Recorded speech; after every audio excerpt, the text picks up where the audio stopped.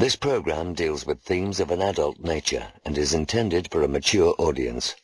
If you like what you watch, then don't forget to follow us on Facebook and Twitter for the latest updates on the KTPF Community Talk Show. Remember to subscribe to our YouTube channel for our new weekly radio shows. To accompany the KTPF Community Talk Show, we now have our own free magazine to view online or download for free. Visit our website for more details. Also, the KTPF Community Talk Show is supported by Phenomena Magazine and Beyond Parazine, available online now.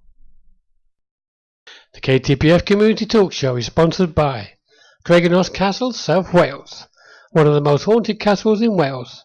For more information on ghostly and ghastly events, including Fright Nights, all-night investigations and hen parties, visit www.mosthauntedcastle.com.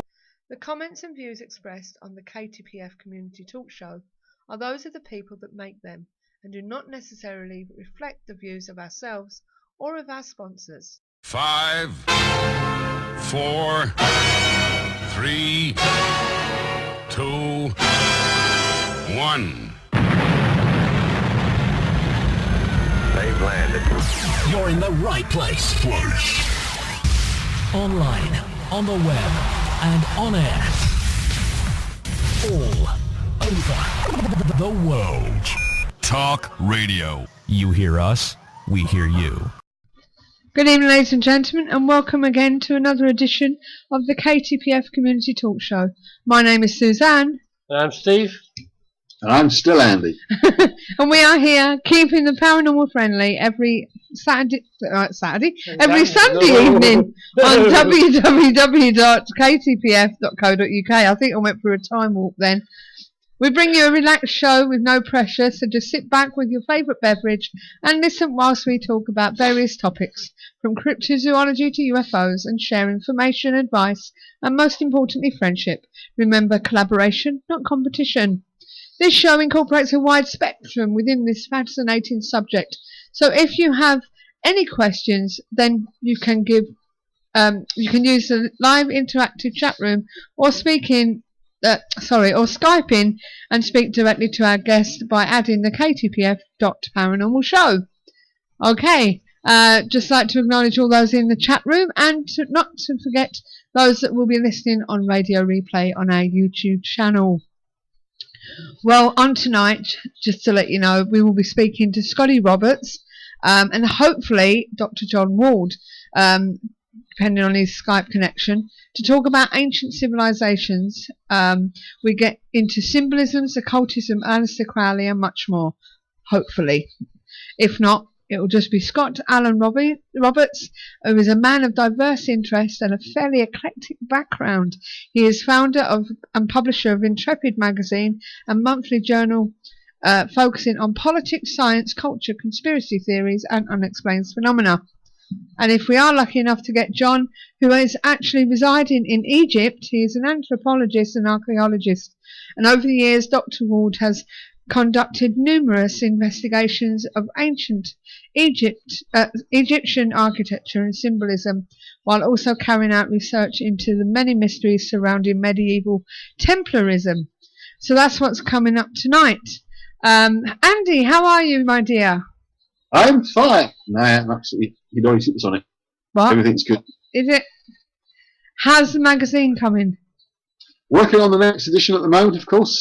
Everyone is more than welcome to contribute more to it if they want. So just working out what's going to be the main features. And we've hopefully got stuff from John Blackburn talking about the Irishman and his book. Also, my demonology article, the second part, has got some. I think you cut it into two pieces, and hopefully stuff from tonight. Some good stuff from Scott and hopefully John Ward as well. So we shall see. But it's all moving on nicely. Did you say you got the extract from the book? Not yet. No, I'm still waiting. You're still waiting for it. Okay. Yeah. So, but either way, there should be some good stuff in the next edition, shouldn't there? Absolutely. Yeah. Okay, and that won't be long coming out. Sometime in the next week or so, just after the weekend. Probably just after this weekend. Yeah, I'll spend the week working on it to get it out. So either way, we hope to get it out to you before May the 1st. So we'll yeah, see what next month. happens. So the next edition coming out soon. Well, as I say, we've got hopefully Scotty Roberts. We know this is coming on tonight, and if we aren't very lucky to get John Ward this evening, we're going to be talking about reptilians and what they called Nephilims or something, and all sorts of things. So, and giants and angels and stuff like that, as well as ghost hunting. So we'll see what happens. Steve. Yes, dear. I'm going to hand over to you with the observations. Okay. And there's my first one. It is. This is a rather short one. This Ron Bowers took this photo, and the others at the Cage Historical Landmark property was once a prison for those accused of witchcraft in St. Essex, UK. This is a place that our co-presenter, Mr. Andy Mercer, has been. And also one of our fellow guests, Mr. John Blackman. Blackburn. Blackburn. Mr. As in Blackburn. Tony. As in what? Tony. Tony. As in the football team, that'll do. Well, of course, we did a live broadcast on there for Blesma. Yeah. And you can tell us what Blesma stands for, because I cannot remember. I know it's to do with loss of limbs. Yes, I'll tell you. British something or other. Bear with me and I'll let you know. British Limbless Ex-Servicemen Association. That's it. Got it. Yeah, that was it. So, yeah. You got it. What do you think of that, Andy? You've been to the Cage? Well, I've certainly been to the Cage, and I would certainly say I think it's certainly haunted. This photograph looks extremely dodgy to me, I have to say. I was trying to work out what on earth it looks like MON backwards above the figure, or beside the figure, what on earth that's supposed to be. But I've got to be honest, it looks like something straight from an iPhone. You know, one of those little iPhone apps to create ghosts. Yeah. I'm not convinced of that at all. I mean, don't get me wrong, I definitely think the Cage is haunted. I've had a few experiences there myself when I was there with John. But no, I'm sorry, I'm not convinced at all by this picture. No. Okay. Well, here's another one for you. We think doppelgangers are something paranormal or maybe evil, but this is not always the case. A woman finds the doppelganger on Facebook, and they're unrelated, but look like twins. 3 college students challenge one another to find their lookalikes by using social media outlets to look for their twin strangers. Excuse me, and had only 28-day time period to find them. Within a week, one of the students found and met their doppelganger. Good Morning America reported. Dublin college students Harry English, Terence Menzanga, and Naima Guinea. Naomi. Sorry? Naomi. Oh, that'll do. Use social media sites, Facebook, Twitter, Instagram, and YouTube to track down their lookalikes. They created the twin strangers like page on Facebook to look for them throughout the world. On Facebook page, the students requested that people contact them if they looked alike, or there we go, or if someone they knew looked like them. Guinea found her look-like, and Karen Brannigan through Facebook in just a week after the page was put up. Oddly enough, the woman is also in Ireland, and she's nearly identical to Guinea, and has 2 sisters, and Brannigan says 7 siblings. They both agree that they resemble each other more than any of their sisters and brothers. I found Karen through the power of social media. Hang on, went too far. I hate it when I do that. Social media, and this weekend we met up in real life. She probably looks closer than some of my sisters do to me, Guinea posted on Twin Strangers' Facebook page. When 26-year-old Guinea met 29-year-old Brannigan, the two recorded a video of their time together. They met with a television presenter for an interview. They were dressed in matching clothes with similar outfits, hairstyles, makeup, and a unique pair were identical strangers. How's about that then? Steve. Yes, dear. Your earphones are too loud. What, earphones are too loud? Who just said that? Andy said to me that he's getting whispering feedback. That's the ghost. It's your eardrum. That's the ghost. The ghost of whispering stuff. Do you want to turn them down a bit? I did. I already had them. I just did it again. Why can I still hear them? Oh, I can't now. That's it. Yep. Oh, See? Still there a bit. Well, I've got to hear it. Make sure things like Andy are coming through okay, and our guest later. Okay. So I've got to hear it a bit. Don't forget, guys, if you have trouble with live stream, all you need to do is refresh, and we will do the same if we have a problem. Ping. There we go. They were quite alike, weren't they? Really? They were. What did you I think, think the Andy? one's slightly different, but the rest of the face, definitely. Every photo of little girl being followed by ghosts goes viral. Looking through family albums of pictures when they are growing up can be innocuous and even fun. Not so for Anastasia Peretz, now 21-year-old. She took a trip down memory lane and discovered a photo of herself when she was 4 years old. At first the photo seemed normal enough, and after she was a little toddler looking at cute cage birds while wearing red pants and black knee-high boots and the obligatory ponytail. Normal enough, right? But what lurks behind her, what can make the skin crawl, as a little girl seemingly innocently holding a toy behind her opening a door. One problem, Anastasia says there was no little girl in the photo. The blonde toddler in the background is an apparition. Anastasia wrote the following on her Facebook page describing the photo. I present you with a recently discovered creepy photo of my childhood. That is all, and if the creepiness factor isn't obvious, it's because that girl in the background isn't a real person. Anastasia questioned her parents about the photo of the young girl who appears to be opening the door behind her because the photo was taken in their home. Her parents confirmed that they had never seen the child before and confirmed that the girl behind her in the picture was indeed what they thought to be a ghost, according to Redbook. Anastasia told Redbook the following. Well, I ain't telling you, but to me it looks like a ghost. It looks like a picture. That's what I was just thinking. Or you know, like when you see these 1D sort of stands of a person. That's what it looks like, as if, you know. Yeah, I was. It reminds me of that. It looks like a picture I've actually seen on the ghost. Three little girl and 3 dads or whatever it is. What's it called? Yeah, I know. Where the boy's supposed to be in the what's name? Yeah, that's the advertising thing, isn't it? Yeah, that's what it looks like. Maybe something like that. You know what I mean? Yes. Or maybe their mother's bought a picture, like a bit of wallpaper, and put it on the door for a little room. You know what I mean? Like a. Yeah, it just looks very fat, doesn't it? Like it does. At a slight angle as well, because the girl looks facing very narrow, yeah. Like a big an angle. No, I'm not convinced with that. I'm not convinced. No. Sorry. Not convinced. Not convinced. Says my other half.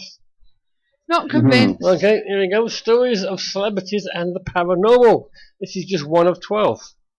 Ariana Grande, the Bang Bang singer, had a terrifying supernatural encounter following a visit to Stull Cemetery in Kansas City, which is known to be one of the 7 gates of hell on earth.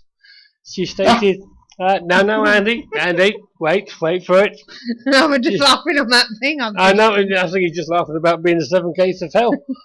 I'll come back to you for that. Come back to you, that, Stephen. What's going to tell you? Go. You can indeed.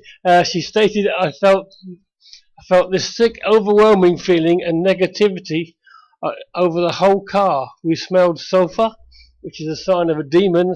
I was like, this is scary, let's leave. We rolled down the window before we left. We apologised. We didn't mean to disrupt your peace. Then I took a picture, and there are 3 super distinct faces in the picture. They're faces of textbook demons, like weird things would happen to Grandy, who told Complex, down we go, she heard whispers one night in bed along with disturbing images with like red shapes and this massive black matter. There we go. Nah. What do you reckon, Andy? Well, interestingly enough, we were talking before about doing a little extra feature about a movie. from our films last week. One of the ones I watched, and we'll talk about later on, is called Nothing Left to Fear. And guess where it was set? What? In that cemetery. Exactly, the town where the cemetery is. Yes, apparently the cemetery itself does have that reputation. It wasn't just for the film. It has a reputation of being one of the gates of hell. Well, I'll tell you more about it later on. Sounds a bit supernatural to me.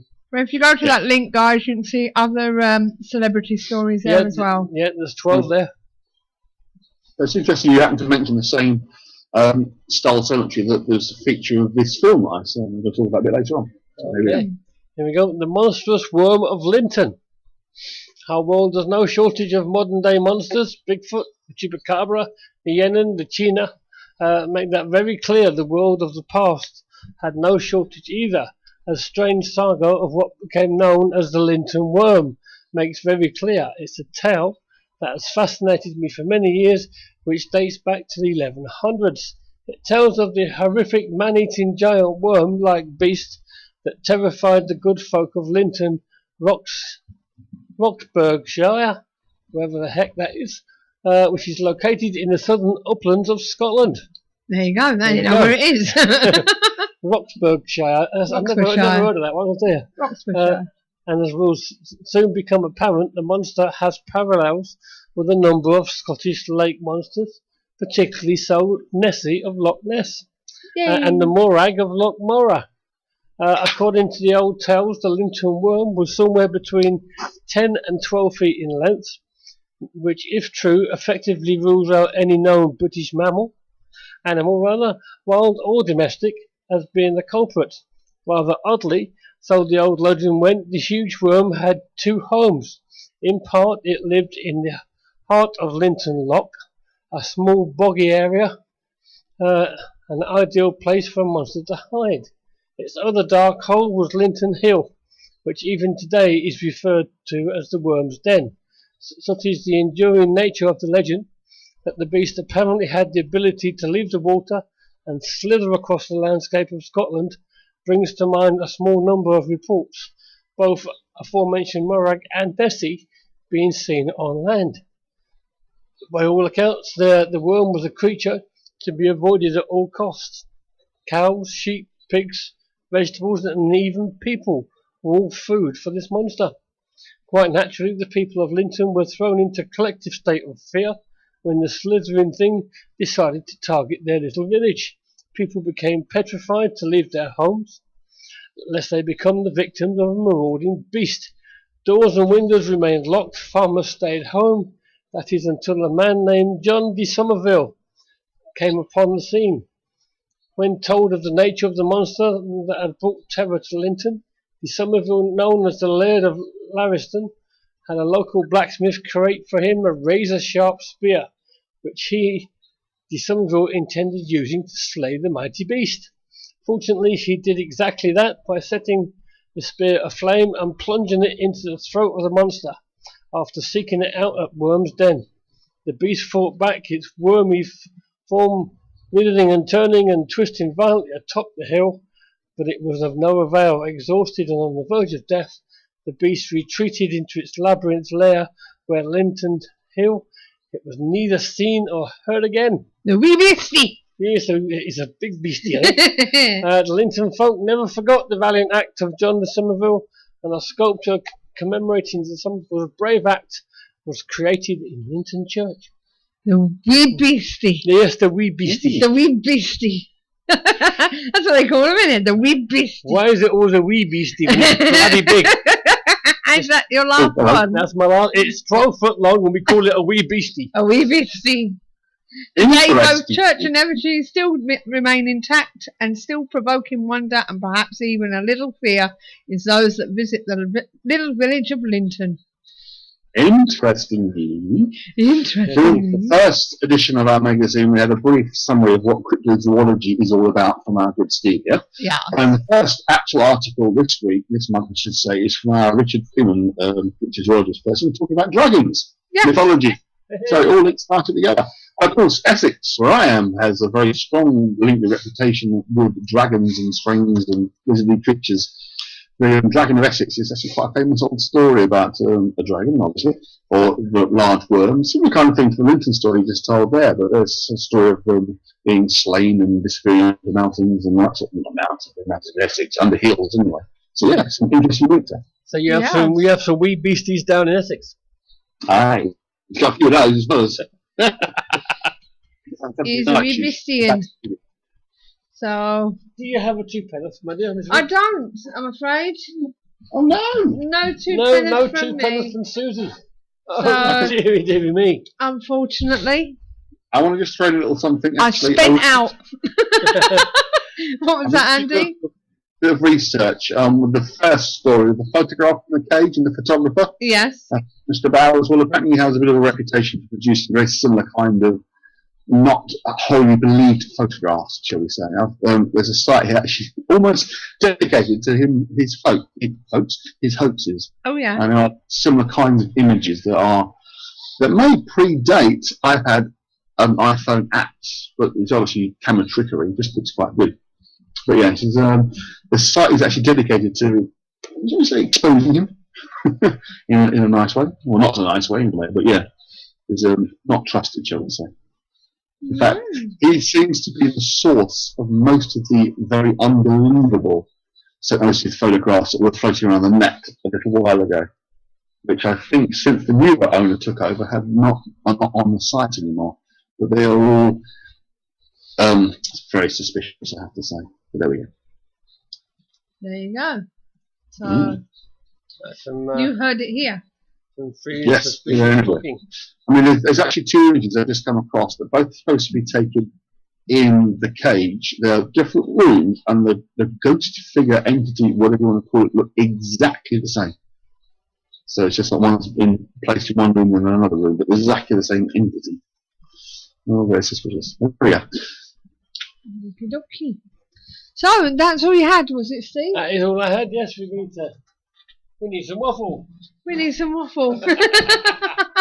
Who's going to waffle? Over to Andy. I have to do a little film with you. Well, I must. Talking about. Yes, go on, let's do a little film with you. Last week, when I did a couple of film reviews to Films in Space earlier, and I thought, well, I'll do that because I do tend to like sit around and watch silly horror films. Here's a couple. I'm going to mention the first one, which is the one that I was just mentioning that involves Skull Cemetery. And this legend of being a gateway to hell. I shall post there's a link to it on Internet Movie Database. The film is called Nothing Left to Fear. Now, I'm not quite sure what I can say about this, other than giving it a 4.4 out of 10 is extremely generous. It's quite possibly one of the worst films I've seen of this kind. It's very predictable, I have to say. It's the acting is slightly wooden in places, and overall, it's quite predictable what's going to happen. You really can get fairly quickly yourself. It has got some quite nice special effects. I have to say the entity thing, creature, whatever you want to call it, that makes disappear about 2/3 of the way through is actually quite impressive. It does look good. But the story overall, I say it's highly predictable. You can very much tell what's going to happen next. The only noticeable face in terms of the cast I recognise is a chap who played the main villain in the Highlander film, the big, I forget his name now. Christopher Lambert? Yeah, the villain, the other Oh, one. I don't know then. The Russian, I can't remember what his name was. Yeah, he appears in it playing a vicar, which seems a bit, again, slightly unbelievable.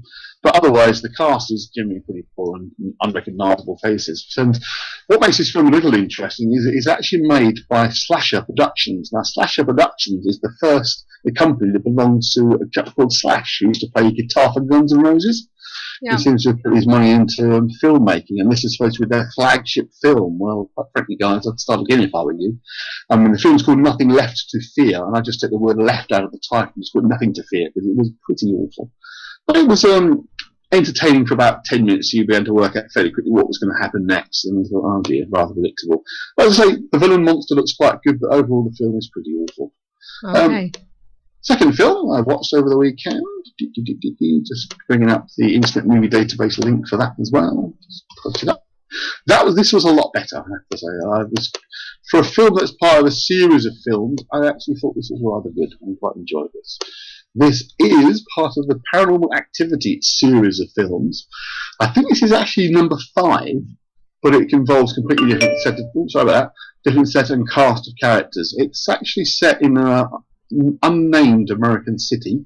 I suspect somewhere like Los Angeles, because it's centered around the Latino community.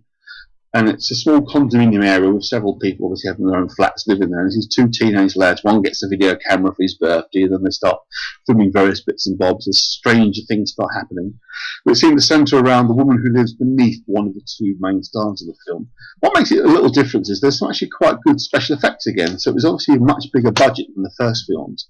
And it's, in that respect, it's actually quite good. It's a bit suspenseful. There's a few jump scenes, and it's actually got some very funny scenes as well, which did make you laugh out loud. And deliberately funny. It wasn't just bad. It just was quite funny. And there's a rather interesting example of spirit communication using an object which would normally have been a Ouija board in a film. They use something else, and I won't give away what it is, but it's quite a clever idea, actually. Quite impressed by that. The story, again, it's a little bit predictable. You kind of know what's going to happen next. But overall, it was quite enjoyable. The interesting part for me, I think, was the ending as well, because they managed to tie in directly to the original film quite well, and that I was quite impressed with, that they came up with this idea of putting the two together. It was given 5 out of 10 on the Internet Movie Database, but I think it probably deserved maybe a 6 or a 7. And it's quite good. The kids are convincing. You think you are genuinely watching a couple of lads and a girl just having fun together. It doesn't look like it's fully scripted or anything along those lines. The other interesting thing I did notice, they were using a symbol, which I won't give away exactly what the symbol's about, but it occurs quite a few times in the film, that is actually quite similar to the one that's in the Harry Potter films for the Deathly Hallows. And in actual fact, it also originates from various grimoires as being the triangle and circle of the art of summoning, essentially. But there's supposed to be words and lettering that appear in the symbol that aren't in it. So it's overall it's quite a good film. It's quite enjoyable. It's got some good laughs and good jumps, but again a little bit predictable.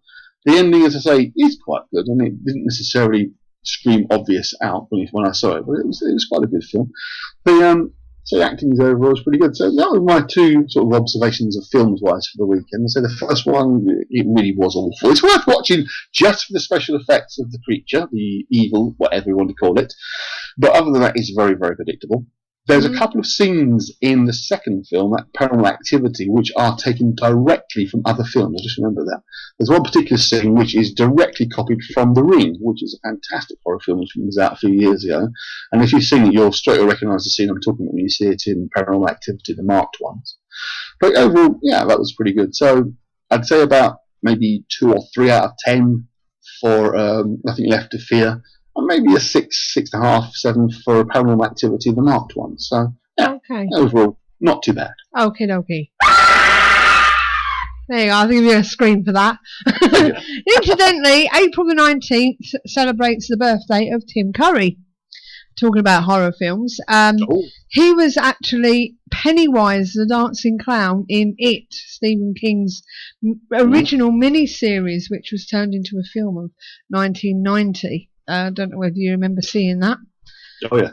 But I'm a fan of Stephen King stuff myself. It's never really, I mean, I've seen most of them, and they've never really, apart from Salem's Lot, I remember that when it first came out on TV, when I was still at school and everyone was watching it and scared silly by it. But generally speaking, I've never really rated any of the films of this stuff. So anyway, happy birthday to Tim Curry. Yeah, happy birthday, Tim. And anyone else who's having a birthday today? Psychotherapist.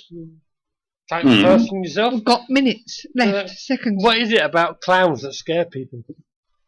I think it's to do with a hidden identity. The fact that they're wearing effectively a mask, whether it be makeup or whatever, that is trying to portray this kind of smiley, happy face that isn't obviously the real face. And I think it's a hidden identity. I think that's what people find disturbing. You don't really know what's going on behind that mask. It's the most prominent, accepted version of someone wearing an obvious mask in society. You know, people don't generally speaking go around wearing masks, and the fact that they're hiding behind that kind of clown identity of being sort of happy and jolly, it's almost like you know they can't be that happy and jolly all the time. Therefore, what's really going on under the surface? I think that's partly my own thinking. Apart from that's kind of the theory about why clowns are seen as actually being a bit sinister. Okay, so that's what it is it? Yes. Okay. It's also best known, I think, for Rocky Horror Picture Show. Oh, Tim Curry. Yes, definitely. Frankenfurter. Yeah. Frankenfurter. Absolutely dreadful film. Absolutely, I really cringe whether you hate it. But Didn't he also do The Crystal Maze for a while? No, I don't No, think that he was did. That was Brian, Robert who wrote Bryan. the, Richard O'Brien. That was the other guy. wrote- He was the one who played Riff Raff or something, wasn't he? The he long wrote the head. show. Well, he's the author. So, right, okay. Right, we're going to bring on Scotty Roberts. Unfortunately, we haven't got John with us. John. No. We are devoid of internet in So we're going to add Scotty to the conversation with Andy. So hopefully he will join us. pretty soon. Hope this works, otherwise I lose Andy. I don't want to do Yep. that. Yep. I'm still not au fait with this. It looks like we're going to get Scotty and Andy together, so that's good. So I'm here. Evening, Scotty. evening, Scotty. Good evening. How are you? Not too bad. Sorry about John not being able to join us. Yes, I think the sandstorm took a big bite out of his house. They were up in Silla at their dig site until Oh, just dear. last evening, and they went back this morning. He warned me yesterday. He said I just heard. He said that my house has been buried in sand. Oh God. So it apparently I haven't seen him all day and So- can't get a hold of him. So So he's going to be missing for your show tonight then. I think he might be. I'm either going to go solo or Rocky's going to come in and fill in, or for John. More about that in a moment. First of all, can you tell us about yourself, Scotty? Ladies and gentlemen, this is Scotty Allen Roberts, and as I mentioned, he is a man of diverse interests and been branded as a fairly eclectic background that you have. Is that correct, Scotty?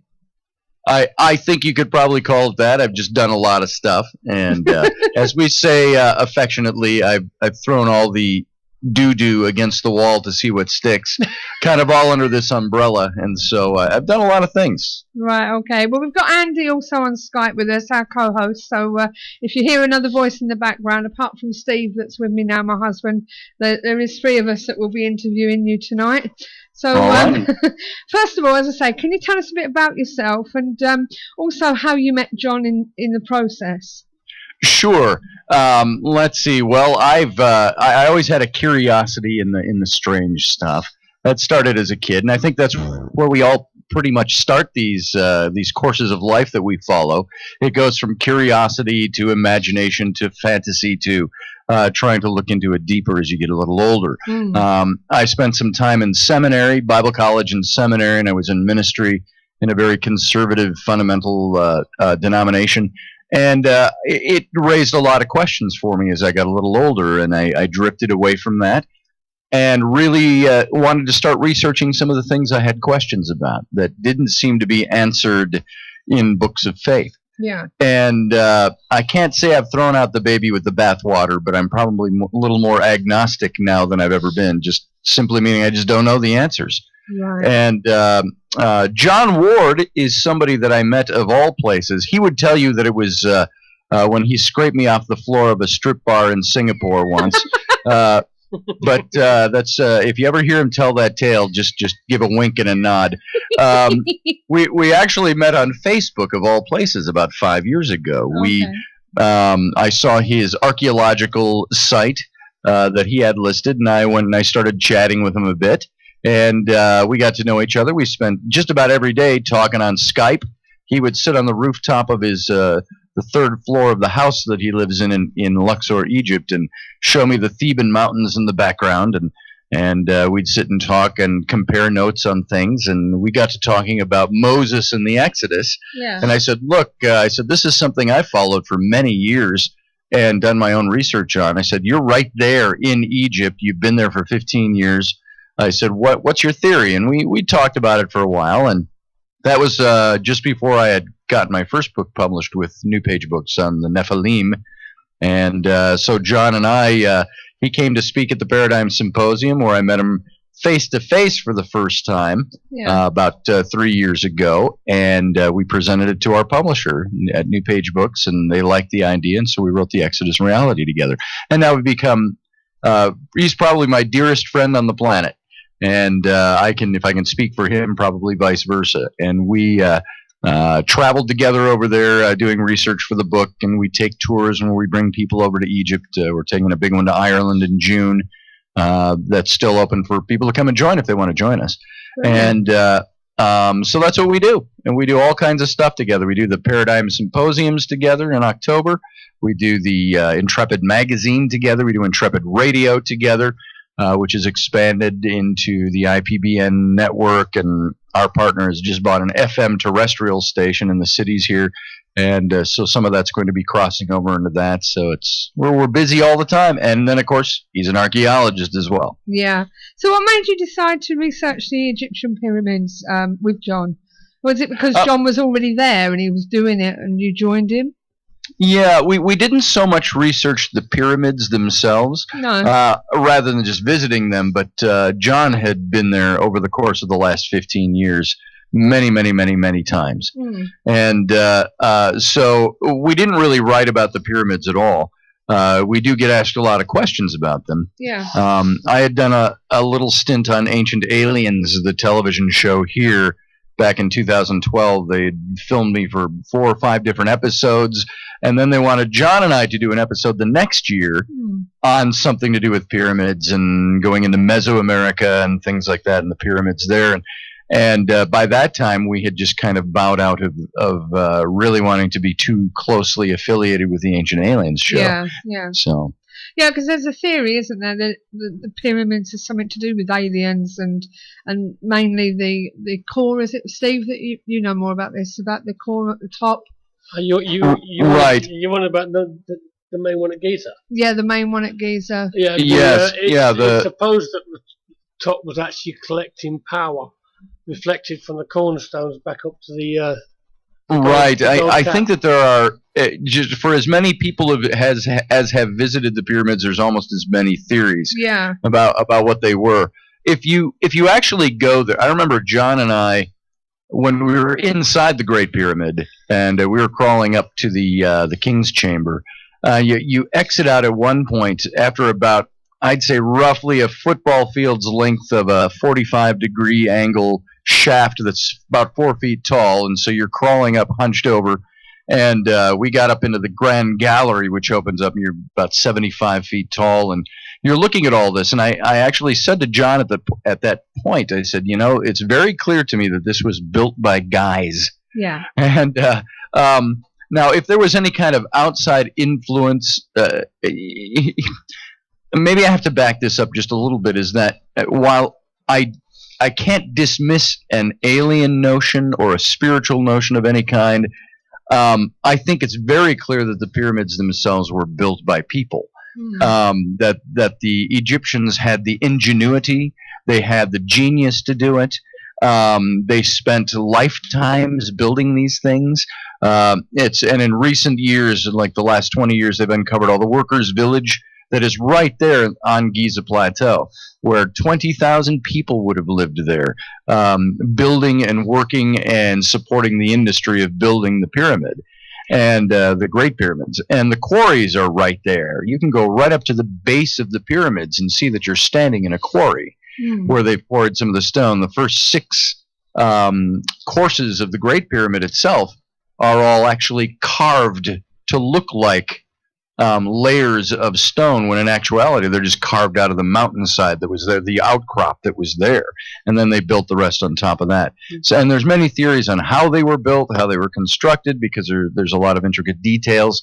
There's nothing there that gives you any evidence that it was anything other than a stone structure. We don't know what it was for. We know it wasn't for a tomb. There's no tombs there. Don't think anybody was ever entombed there. There's the sarcophagus that's up inside the King's Chamber, as they call it, up inside the Great Pyramid, that was probably never housed a coffin of any kind. Yeah. And so, when John and I were there, I don't like to dismiss theory, but what I found myself getting more and more to do is almost the way I treat biblical things in the Bible and spirituality in general, is that I hate to go with any kind of a theory that says, well, this is what I think happened, or this is how I feel. I can feel a lot of things, especially after eating crab cakes and raw tomatoes. But so I can feel lots of things. That doesn't mean it means anything. So you've got to really dig into the research of what it is. If there was something, a spiritual element there, we already know that much. We know that the Egyptians said that the gods told them to do this or told them to do that, or something was revealed to a pharaoh by a god or to a priest by a god. Those kinds of things we can go with. But we get that nowadays, too. We'll have televangelists will say, God told me! So you get it on all different levels. So, Steve? of the 4 pyramids at Giza, why do you think that one was never used? I'm not sure. Because a lot of people think there's only 3, but there's actually 4, isn't there? There's the big 3, and there's 50 almost within sight. You can see out on the horizon pyramids all over the place. Giza just gets a lot of attention because the Sphinx is there. There's the 3 big ones. Then there's the smaller ones, which are called the Queen's the Queen's pyramids. And they're much smaller. I mean, they're maybe 20 feet tall and down into the ground. And we crawled inside one of those as well. And not sure why they weren't used, unless they were used for different purposes than we perceive them to have been used. I know Robert Bauval has come out with some pretty interesting theories about how they were used. They were used in ritual. They were used to... In a sense, it's like building a skyscraper. A rich man builds a skyscraper to leave a legacy for himself. It may have been something of that nature, as banal and simple as that, is that a pharaoh was leaving his mark. This was his place. One of them, like the king's chamber in the Great Pyramid of Cheops, they don't think he was ever buried there or entombed there, but there are lots of theories as to what it was used for, from ritual to memorial to, and then you get your wild theories too that go way out there, that it was some kind of a generator of some kind, or water generator, and we just don't know that. There's no real evidence for that. People can look at it and try to decipher what they think it is, but there's not an evidence that it ever worked in those capacities. Why do you think they stopped building them? Oh, I think it's probably just as simple as a change in a pharaoh, a change in times. They just I think it was as easy as the next pharaoh said, well, I'm not building one of those. Yeah. Just dig a hole in that mountain, that'll do. Yes. I do believe that they left a lot of their marks on the big temples, and these temples were called houses of millions of years. And because they believed they would last forever. But then the next pharaoh would come along and scrape the guy's name off the sandstone blocks and put his own in there. We have lots of history of that. One of the most famous would be one of the things, I remember having a discussion on this with some people online, and that's the Abydos lintel, where it supposedly shows a picture of a helicopter and all the different jet or things like that are all on there. When in actuality, what that is, through infrared photography, it's the product of about 3 different erasures and reinscriptions over the top. And so you're going to get natural erosion, you're going to get some of the colors show through, you're going to get, when a pharaoh took and scraped off an inscription and put his own on, there is still a remnant behind. And so with erosion, you're going to get things that start to make shapes look different. And they've actually deciphered all 3 different levels of those scrapings, and I've got pictures of infrared of how you can divide those out. So the helicopter shape was actually a combination of 3 different eras of inscription laid on top of each other and scraped off. And so this is what these pharaohs did. As time moved on, I'm no specialist on the pyramids, so I couldn't tell you distinctly why they left off building pyramids.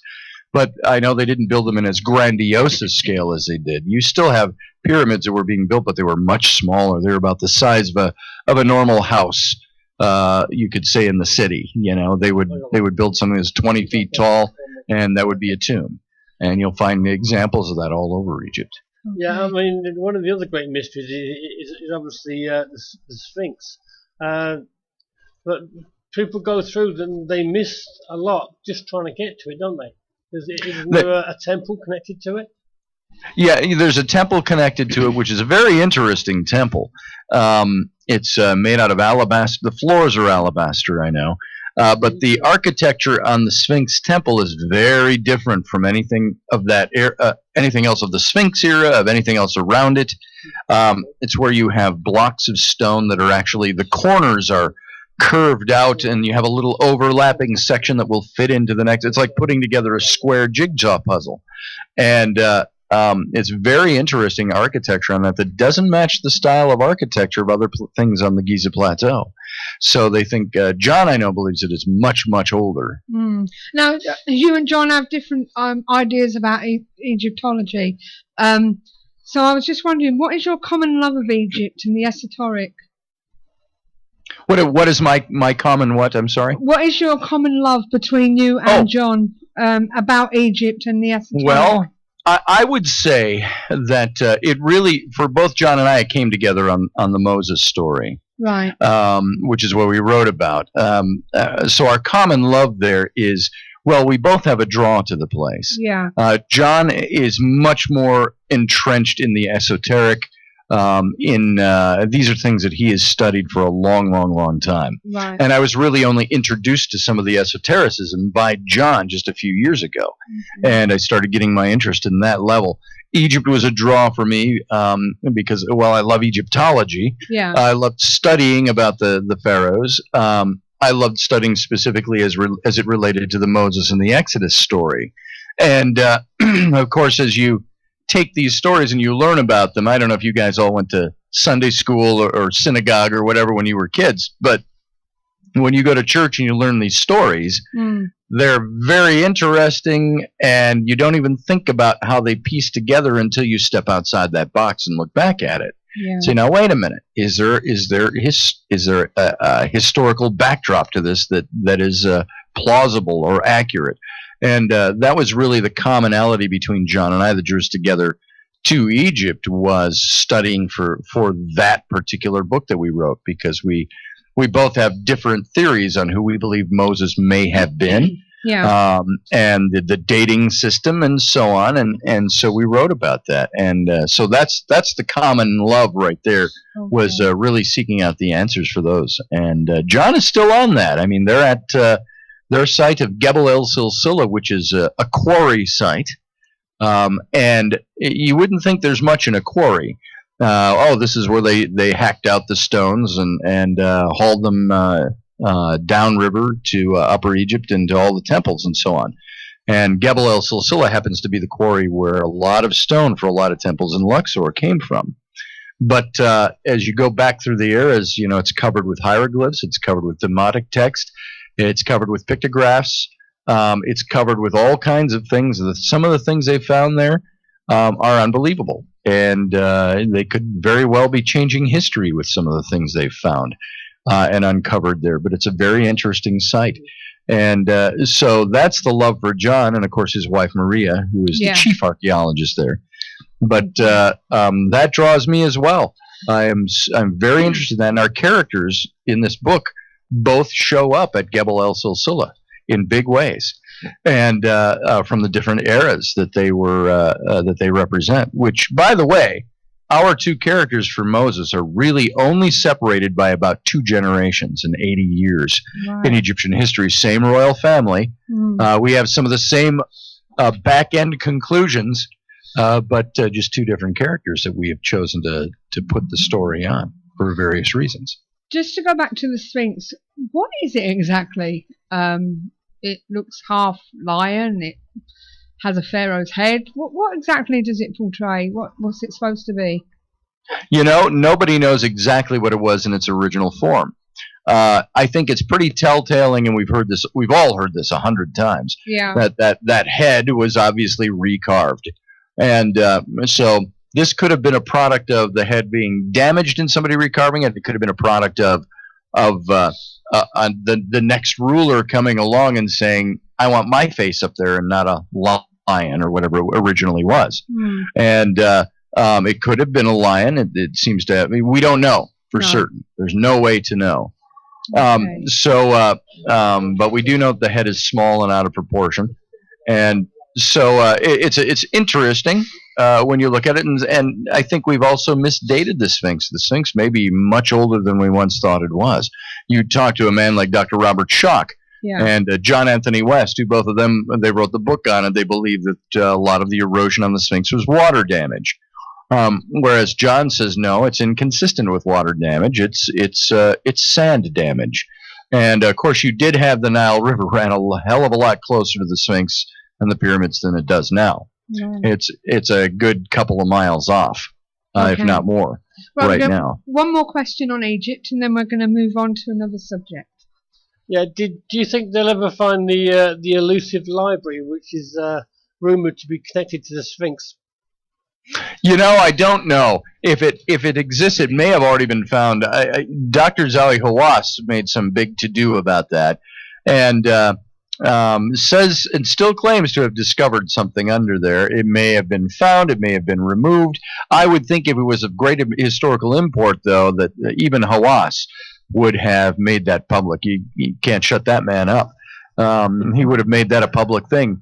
So I know that there's with Edgar Casey and all of there's a lot of talk about what lies underneath that Sphinx, and I believe that they've found tunnels under there. They found chambers underneath, but it's either nothing came of it or they're keeping it secret. That's all anybody really knows who's in the know right now. Yeah, because when you look at the Sphinx, you're only seeing about a third of it, aren't you? The rest of it's buried. Well, you're seeing all the way down to the bottom of the paws and the belly of the Sphinx and all of that. You're seeing the entire structure, but what you're not seeing is what lays underneath, which could just be rooms. Like many of these temples that are out there have underground passages, underground chambers, underground rooms. I was at what would be Menedot Habu. It's one of the temples in Luxor. And when you're out in the compound there, you see the big facade of the big pylon, and there's a couple of stony structures that pop up out of the ground, and you can walk down inside one of these. It looks like a crumbled wall that might be 8 feet tall with loose stone around it, and it's in kind of a triangular shape. And you go through the doorway, and you can go all the way down about 30 feet into the ground, a good 10 meters or so into the ground, and you're down at what they call the Nilometer, which is there's almost pure water down in the bottom from the groundwater that comes up in there. And John actually baptized his son in there, so there's all kinds of underground chambers. John is also a dowser, by the way, and he had at Menedot Habu had done a lot of dowsing for some of the researchers there and the archaeologists there, and had mapped out several rooms and chambers and hallways and all of that's under what looks like a big open parade ground in front of the pylon that connects over to the Nilometer. And so it's very interesting. There's a lot of things down in the ground in Egypt that have not yet been found. I mean, even very recently, just new tombs they're finding in Luxor, in the Valley of the Kings, in the Valley of the Nobles. They're finding, and this is places I've been with John. It's from where his house is. You could drive in a car 5 minutes and get to all of these sites. He's about 5 to 10 minutes from Deir el-Bahri, the temple of Hatshepsut and of Ramesses II and of Amenhotep, son of Hapu, and all of these temples are all in like a big line around here on the east side of the Theban mountains, while the Valley of the Kings is on the other side of the range. Just a 5-minute drive around in a circle to get there. And so we're in these places, and they're still finding tombs. And these are places where there were even villages built into the side of the Valley of the Nobles from 150 years ago, and some people were still living in them up until a couple of years ago, and they would actually tunnel down into their basements. They'd dig beneath their house, and they would find antiquities, and that's what they found. The government took over the village, replaced all the people, and tore down the village, and keeping up only a few houses for historical value because it's a very old village. But underneath, the locals, even up to a few years ago, were digging underneath their houses and finding antiquities. And so there's still lots of things to be found over there. Right, okay. I've just got Andy has got a quick question for you about Egypt, I think. Have you, Andy? Yeah, just a quick question really about obviously the political changes that have taken place in Egypt in the last few years. Have they had much effect upon Egyptology and research? I mean, I know the government initially for a while put Halath actually in prison, I believe, or was sitting under a house arrest for a while before releasing him again. So I just wondered what kind of effect that's actually had. Well, there's always been problems in Egypt, especially the last couple of 100 years. There's always some political thing. The way John described it to me a few years ago, he says it starts with one man shaking his fist at another man and then throwing their sandals, and then it's rocks, and then it's eventually became Molotov cocktails, and then it's a couple of guns, and then it blows all over hell, and then it goes back to sandals. And he said it's been that way all the time, and even now with the whole ISIS threat over in the Middle East, which is, when you think about it, it's really almost a couple of thousand miles away, 1,500 miles at the least, and but they are also into Libya. They've gone into the Sinai now, and but Egypt, the current president of Egypt, El-Sisi, he has really stepped up the security and the military against ISIS. The current atmosphere over in Egypt right now is, from a distance, people are afraid to go there. But when you're there, you see how secure and how friendly it is. We took 10 people with us there last year, and there were some people that were a little afraid to go. And yet we found the Egyptian people themselves very welcoming and warm and wanting us there. We were on a beach at Aswan it was on February 22nd, which was the birthday of Ramesses II. And at his big monument, the monument, Abu Simbel, with the big the huge four-seated figures of Ramses carved in the hills. Now they've moved that. They had to move it because of the flooding caused by the Aswan Dam 20 plus years ago, but they kept the alignments right, and on his birthday, February 22nd, the sun rises and shines into the front door of the temple and illuminates the four statues back in the Holy of Holies of the temple there. And so we were there on the beach with 10,000, by all reports, it was 10,000 Egyptians there on the beach with us, and they're all dancing and singing and greeting us, and where are you from? They would ask us, and it was a wonderful time. So the political atmosphere is tainted, I believe, by Western news media. Yeah, it's a little more sensationalized. As for the archaeological work, there's always going to be wrenches in the gears. But as for John and Maria right now, they've had the site of Gebel El Silsila, and that's how close to home it is for me to be able to answer that question. Is that while they have their constant red tape problems, and the red tape problems in Egypt, believe me, are different than the red tape problems in Great Britain or the United States. It could just be that somebody doesn't feel right that day and something changes in your paperwork. But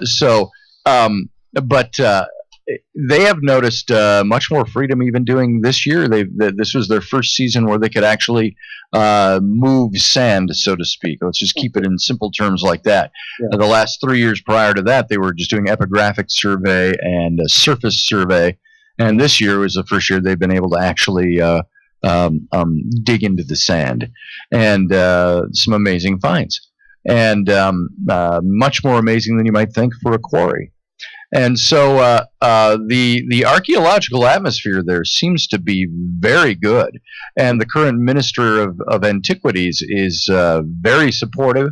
And as a matter of fact, I think John and Maria might be, along with some other people, meeting him for dinner next week, if I'm not mistaken, or sometime in the near future for something. So I can't say anything about that, but so the atmosphere is very good there. Yeah. And it's not tainted by, the only thing that would taint it by current politics over in the whole Middle East, which is actually, the Middle East is not Egypt. Egypt is Northern Africa. But because of all the military action over there in Libya and the Sinai and Jordan and all of these places, and Israel, of course, in the middle of all of it, you're going to have, there's obvious security risks. There's a lot more security there on the tourist sites. John said there were thousands of tourists in Cairo and Luxor. but there's almost 2 armed guards, military, for every tourist. Yeah. So they're trying to keep it as safe as possible. Yeah, I was there 2005 on holiday, and the military presence and the police presence is pretty strong. Obviously, they recognise it's part of their biggest industry, and they can't risk losing the tourists. Also, Right. I'm a teacher myself, qualified a couple of years back now, and a couple of colleagues of mine who trained actually got jobs in Egypt, in Cairo, teaching in an English school, not teaching English, teaching Nice. school. And they're saying they're having an absolute whale of a time. they work about 4 hours a day, their accommodation's paid for, food's paid for, and they're loving it, absolutely loving it out there. And they've seen no trouble or issues or difficulties. I know a lot of Westerners, and I include Great Britain in Western civilization. I know a lot of Westerners that are living in Egypt, live in Cairo. They say, yeah, it's bad in certain areas. There's certain problems that we face, but life goes on here. And a lot of them in Luxor, a lot of expats in Luxor that still say right now Luxor is very depressed. And Egypt is very depressed with people not traveling there. Of course, that has really hurt their economy, and they're starving for Westerners, Great Britain, from America to come over and visit. And I say, please come, please come. It's safe here. It's safe here. You even had Zahi Hawass. I saw him on a video from about a half a year ago saying, well, not even that far ago, a few months ago, and he said, Egypt is safe. And so he said, come to Egypt. So Absolutely. there you go. Well, until they go back at some point, I definitely hope so. Yes. Okay. Right, now I want to go over to one of your books, The Rise and Fall of the Nephilim, if I've pronounced that right. Yes. Now, it basically talks about these creatures, I assume they're creatures, born of the Watchers that are supposed to have had sex with women and created these hybrid offspring. Could you tell us a bit more about them and whether they're still with us? If not, how did they die? Sure. Yeah, it's the Nephilim, and it's interesting. This is another one of those cases where when you learned about the flood story and Noah and the ark and all of this when you were in Sunday school as a kid, Yeah. you never heard the teacher say, and what started it all was there were these beings that came down and had sex with human women, and they bequeathed up. We didn't learn that in Sunday school. And it was as I got older and in seminary and I was reading some of these passages, I would ask, what does this mean? Why were we never taught this before? Because you go to Genesis 6 and it talks about, and in those days the sons of God came down and intermingled with the daughters of men and had children by them. And they were known as the Nephilim, and they were on the earth in those days. And there's only 4 verses that mention them, and then it goes right into the account of Noah and the ark. And so it's linked. It's like the preamble to the story of Noah. Yeah. And there were many things linguistically that I asked questions about in seminary. I said, you guys teach us that language means something in systematic theology. It means something. You have to look at, when you look at an ancient text like this, you have to determine, first of all, what language it was written in, to whom it was written, and what the people it was written to would have perceived it to mean in their context, not by our 20th or 21st century contextual understanding. And so when you start looking at it and answering, you say there's a different story here than we were taught. And of course, the sons of God being synonymous with what the Book of Enoch, one of the apocryphal books, called the Watchers. And that's one of those, it's like the Anunnaki, the Nephilim, the Watchers. These are all just big words in ancient alien circles and in ancient origins, alternative origin circles that have been just thrown around and become almost mystical just in their usage altogether. And what I see the sons of God as in the Old Testament, these Watchers, in the Hebrew, in the Genesis text where it talks about the sons of God, the Hebrew calls them, it's translated from the B'nai Ha-Elohim, and it's the children of, or the sons of, or those of the Elohim. And you start looking into who the Elohim are. And in the Old Testament, there were many names for God, one of them being Elohim. And Elohim was the name used for God descriptively in the Old Testament almost 2,700 times. And so it was the one used the most. But when you define Elohim from the Hebrew, it's a plural word. It's got this him ending on the end, just like Nephilim. It's got the him is a suffix that stands for plurality, turning a singular word into a plural word. So like Nephilim is nephal is the word, and him is the plural suffix, connoting plurality. So like in Nephilim, it means those who fell, nephal does, falling or falling down or coming down or leaving one place and going to another place. And that's what nephal meant. And we put the him on it, just meant those who did those things. Now, Elohim, by definition, El is the name for God in the Old Testament, El in English. And Elohim just simply means God of many gods. And you've seen now rabbinic schools and Christian circles will all define that as meaning, well, that obviously doesn't mean a plurality. It means a singular God with a multiplicity of majesty and power. And I would say when that came up, I would ask the question and say, well, it doesn't say that. It's a plurality. It doesn't say anything about power. It doesn't say anything about majesty. It's talking about the being itself being plural. And you even see the word Elohim used. It's used as simply in the Old Testament to say, and a man who carved idols out of wood and made them out of clay and bronze and silver and gold was selling these Elohim out of his tent. It was a plurality for gods. And you see it especially in Psalm 82 where it says, and God, and it says, and Elohim stood in the midst of the Elohim, and he said to them, you are all Elohim, the bright shining princes of heaven. Then he goes on to pass judgment on them for something. And so Elohim is really the beginning of the Nephilim. And the Elohim, it says, came down and intermingled with the daughters of men and had children by them. And it says in the book of Enoch, it expands on it, and it says they chose anyone they loved and they cohabited with them.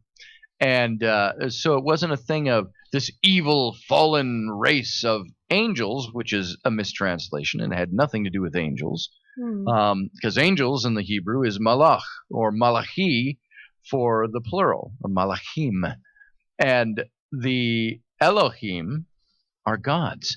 So I started to get this picture that, wait a minute, I wonder if the Elohim really represent a polytheistic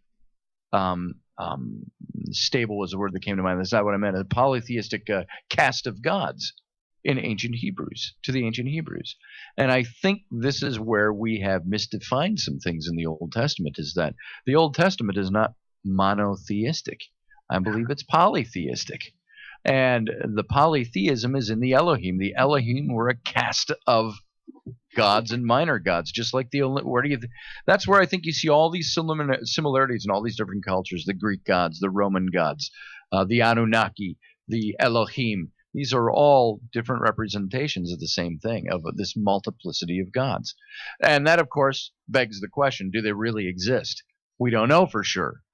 So when I talk about this stuff, I try to keep it in the realm of, I'm talking about ancient religious mythology, just to be safe. Because if we say we believe in, biblically speaking, if we believe in God and we believe in the Holy Spirit and we believe in Jesus Christ, his only begotten Son, and so on, if we believe in all those, you would have to believe then also that the Nephilim are a cast of godlike characters that Elohim was the chief god of, which is, by the way, Elohim was not the same God as Jehovah. And so they're I got to tell you this, just on the side, every time I say Jehovah, I always think of Monty Python. Jehovah! So, sorry about that. That always comes to mind whenever I say it. I'm almost pronouncing it Jehovah. So anyway, I don't know if I answered your question in there anymore, you did. I rambled on a bit. You remind me a bit of Mika Hanks, I must admit. We had him on the show, and but you're not as bad as him. At least we can get a word in edgeways. Did you say Micah Hanks? Micah Hanks, yeah. Oh, Micah Hanks, the mouth of the South. At least we could get a word in edgeways with you. Mike is a dear friend of mine, and he actually founded the Paradigm Symposiums with me. And Micah is somebody where I can just go to Micah and say, Micah, do you have any information on the origins of cake? And he'll say, well, I was talking to my friend, Dr. So-and-so, and he was talking about the flower that came from the Andes Mountains and he will just go on. He could go on for a half an hour talking about making of cake. Well, talking on God, some people think that it could be possible that he is an extraterrestrial. What do you think? Well, I think he's definitely not terrestrial. Mm-hmm. So perhaps, and I state this in my book, I say extraterrestrial, and I divide the words out, extra-terrestrial. I mean, simply meaning not of this earth. Yeah. And so God is an extraterrestrial already, I think, meaning he doesn't live here. He's from somewhere else out there. Now, is he extraterrestrial in the sense that, say, ancient aliens might define him? That I don't know for sure. I don't think we will know until we meet him, if we ever do. Yeah. And I do tend to think, and I first got this notion when I was a little kid watching Star Trek, of all things, the original series, which was in its reruns when I was a young kid. And that's where I first got the concept that a god could possibly just be an extraterrestrial with a lot of power, that the people who saw him and encountered him interpreted as a god. And so I even say in that book, perhaps what we thought were gods, angels, devils, demons, and everything in between were different castes or different characters that were extraterrestrial, just simply not of this world. Yeah. Visitors, if you will. But again, that I have to make very clear is a notion. There is no way yet that we have to define that as being factual. We can come up with ideas. And I think the problem we have in these circles is that too many people hear an idea, they go, oh, hey, that sounds great. I think I believe that. But they don't realize it's an idea that has no real founding in knowing anything for a fact. So a lot of this information, say we've got the Nephilim story, but we don't know what they really were. We don't even really, when it comes down to it, we don't really know that they even existed. So you don't think it's Bigfoot that could be a Nephilim?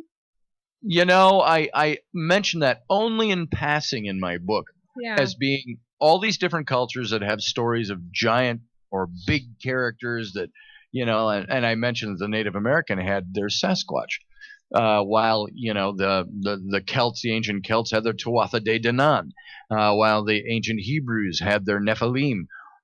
So there's no telling for sure. Sasquatch, that's another one of those things. There seems to be a lot of evidence that something exists there. However, we don't know anything else about it. No. We've never encountered one that we can say somebody has sat down and been able to research it or even talk to it or telepathy, whatever it might be. I hear people saying, well, I've channeled that, Sasquatch is it. And I say, well, I can't doubt your story from the perspective that you believe you had it, but you're the only one who experienced that. So experience, as they say, is anecdotal to evidence, because one man's experience is another man's, cuckoo fantasy story, or vice versa. And I think that a lot of people, I've had experiences. I can tell you that. I've had experiences in ghosts, if they're ghosts. I've had experiences in things, and I'm a fairly pragmatic guy, not given to these flights of fancy, but I've had my experiences that I come out believing in something, and yet I cannot convince anybody that I had the experience. If I took it back to Moses, I'd say, Moses wrote about having seen God in a burning bush. Well, you know what? He was the only guy there. Yeah. Yeah, nobody else recorded that. Nobody else saw it. Nobody else experienced it. But he builds and codifies an entire religion on the basis of that experience. So there's the big question. Did it really happen? Yeah. Or was it a figment of Moses' imagination? We don't know. We accept in certain circles by faith that it happened. I think we do that with our people in the ghost field, with people in the UFO field, people in the abduction field.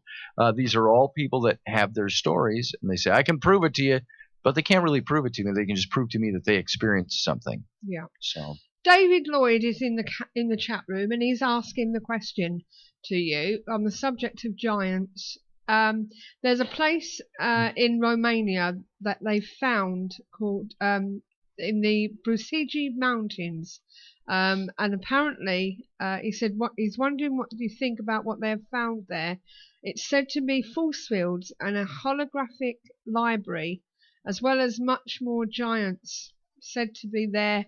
Sounds way out to him. What do you think?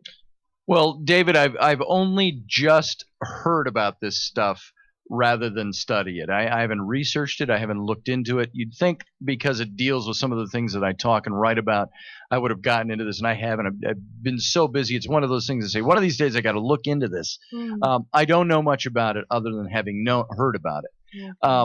I would say, though, that there are red flags for me, probably like you, David. As soon as you hear we discovered these giants and there were holographic libraries, and you say, okay, right there, I start to, what kicks in is my skepticism. And I say, all right, that's a little too far for me to take it. We're discovering holographic libraries underground now, or wherever it is. That's the stuff of fantasy. Now, if it's real, it'd be damn cool to find out if it was real, to be able to go in there and research that and get some good firsthand information on research being done there.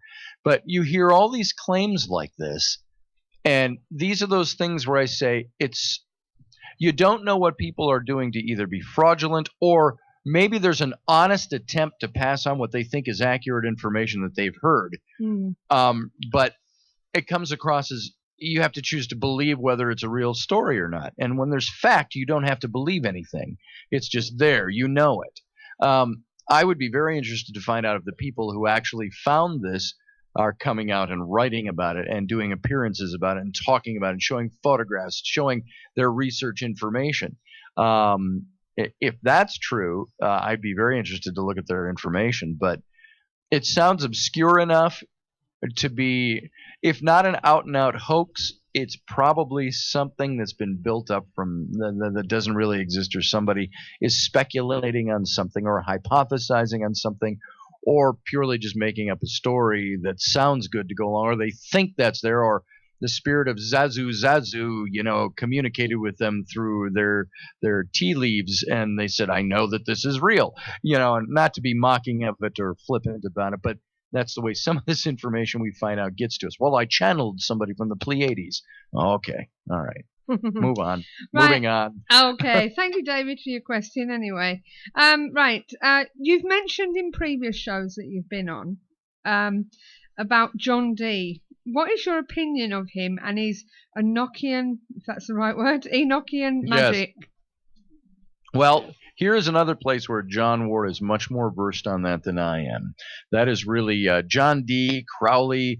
These are all things of John's. I've talked with him about these, but I have not studied John Dee. Right. So I wouldn't be able to answer that very cogently, other than to say I think he was onto something. I think he had some very interesting esoteric information that he put forward, but I couldn't be specific about anything. And that's where I'm at a bit of a handicap in this interview without having John along, who knows these things. That's fine. Thanks. My for that. apologies on that. That's all right. Did you want to say something, Andy? Just saying that's a real shame, because I do know about John Dee. I've actually written a book, which is at the moment with the publisher, regarding John Dee and Enochian magic. So I'd love to chatting with John about that. So I hope at some point we can I'm sure that there will be a time to get him on here. I Yeah. think he just ran headlong into problems in Egypt with sandstorms and so on. Funny Now- enough, we've actually had some sandstorm deposits over in the UK that come from Egypt. Oh, really? Yeah, absolutely. It's Yeah, been but picked up. pollution, It's been isn't it? traveled across Yeah. Europe. My wife's We got were- some faint We were sand. sitting on John's. They've got a boat, is an old Victoriana dahabea, and they've got 10 cabins underneath and the big open deck on top with the canvas covering it and so on, and the beautiful old boat. And they use this as their dig house at their archaeological site. And we were on there last year when I was at the site with them, and we were hit by a sandstorm. And it was very interesting. It wasn't a very severe one, but we were moored at the Speos of Horemheb there at the site of Gebel El Silsila, and this low temple that's carved out of the rock there. And up over the rock in the dark, with the lights that were the spotlights shining on the front of the Speos, you could see the big whirlwind of sandstorm. It looked like something out of the movie The Mummy coming up over the. And it was just crazy, and it would hit the boat, and It wasn't violent or anything, but man, the winds were strong and the sand, of course, everywhere, and it just changes the landscape overnight. I mean, you still know where you are, but things that you looked at yesterday look different today after the sandstorm. So. Okay. I want to take you into the world of ghost hunting, Scotty, if I may. I believe you, All right. you and John have both experienced this with, was it your good friend Barry Fitzgerald? Yes, Barry Fitzgerald. He did not actually go on this with us, but he heard last year for our Paradigm Symposium. Both John and Barry were here in the house for about a week before the symposium. Mm-hmm. And prior to Barry getting there, John and I had gone with Rocky Stucci, who runs the radio network with us, and he has a house over in the suburb of Minneapolis. It's an old house. It's been there since the 1850s, one of the original houses in the area, and apparently a quote-unquote roadhouse that serviced the military fort, which had been there for many years at that point, Fort Snelling. On their trek out west, they would go past this roadhouse.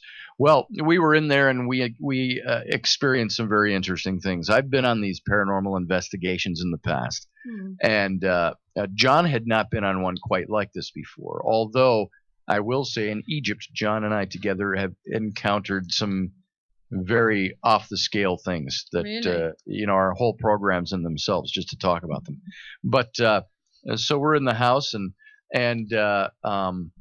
we encountered things, and Rocky was a very seasoned paranormal investigator. We ran into things that evening in just the hour and a half that we spent at that house, early evening in October, surpassed anything he'd ever experienced, and certainly anything I'd ever heard. And we had, of course, as for EVPs, we had dozens of those on the tape, ranging from very low quality to sounding like somebody was standing right next to us with their voice echoing off the walls in the same room was uttering. We had two Frenchmen talking to us that we didn't hear audibly when we were there, but they were on the recording while we were talking. You could hear two Frenchmen talking, and they actually ended the conversation. One of them says, "Mandu," he says like that, and just with the same mannerism at the end, and it was it sounded as if I'm talking to you now. Yeah. And it was echoing off the wood floors and the walls of this empty house.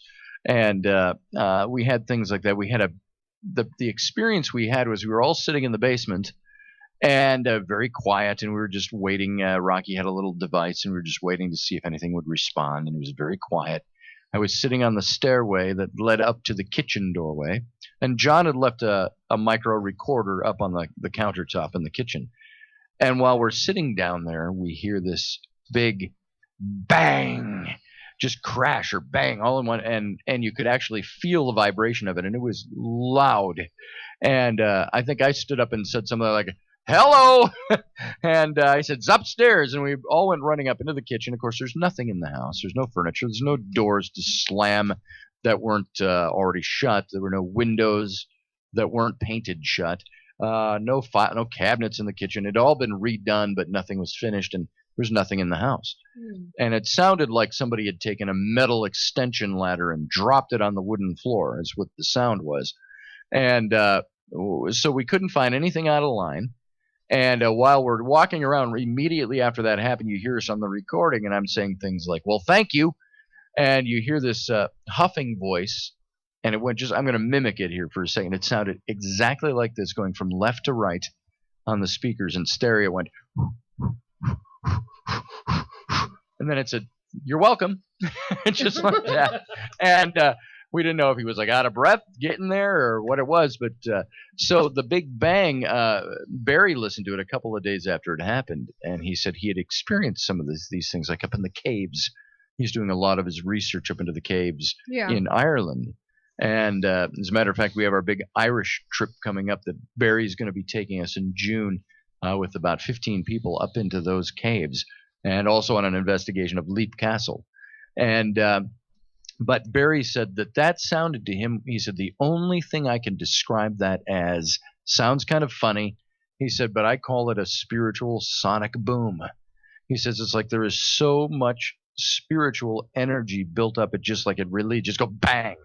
And if you listen to the recording, you actually hear it going at the very beginning, it'll start for a brief second. It'll go click, click, click, click, bang, just like that. And Is it's this almost the like one that Rocky Stookie was on, did you say?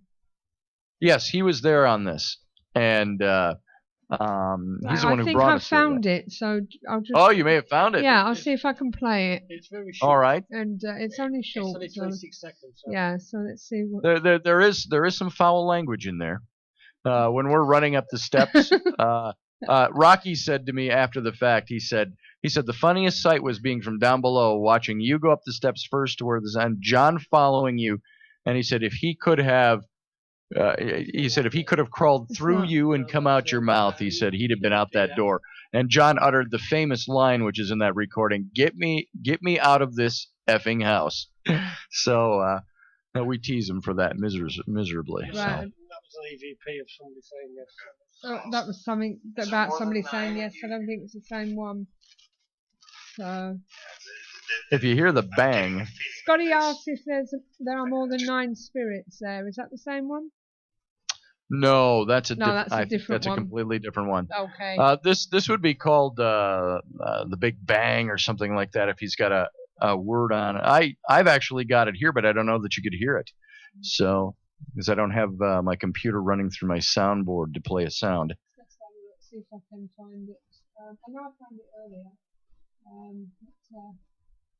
I have got it here, and I could probably play it through my microphone, and you could at least get an idea if you're open to that. Yeah, give it a try. Give it a try. Let's see. Let me go find it here for you very quickly. It's at what we call, or Rocky has dubbed it, the Fernhill House, and the Fernhill House is over in St. Louis Park, Minnesota. It's a southern suburb of Minneapolis, and let's see, it's right here. This is called, we have it, huffing is what we call it. Now, I'm going to call this up, and let me see if my microphone will pick this up. Now, it'll start out with a little silence. You hear a little talking. That's coming off of the little spirit box that Rocky has, and then you hear the big bang. Let's see if this mic picks this up. Hang on. We'll give it a shot.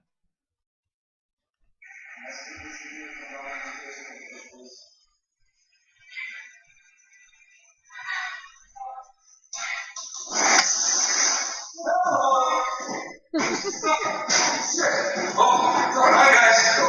Yeah, it's talking us. Wait. What's it over?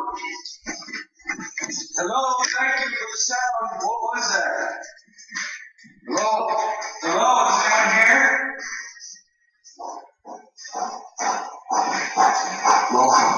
Hey, thank you.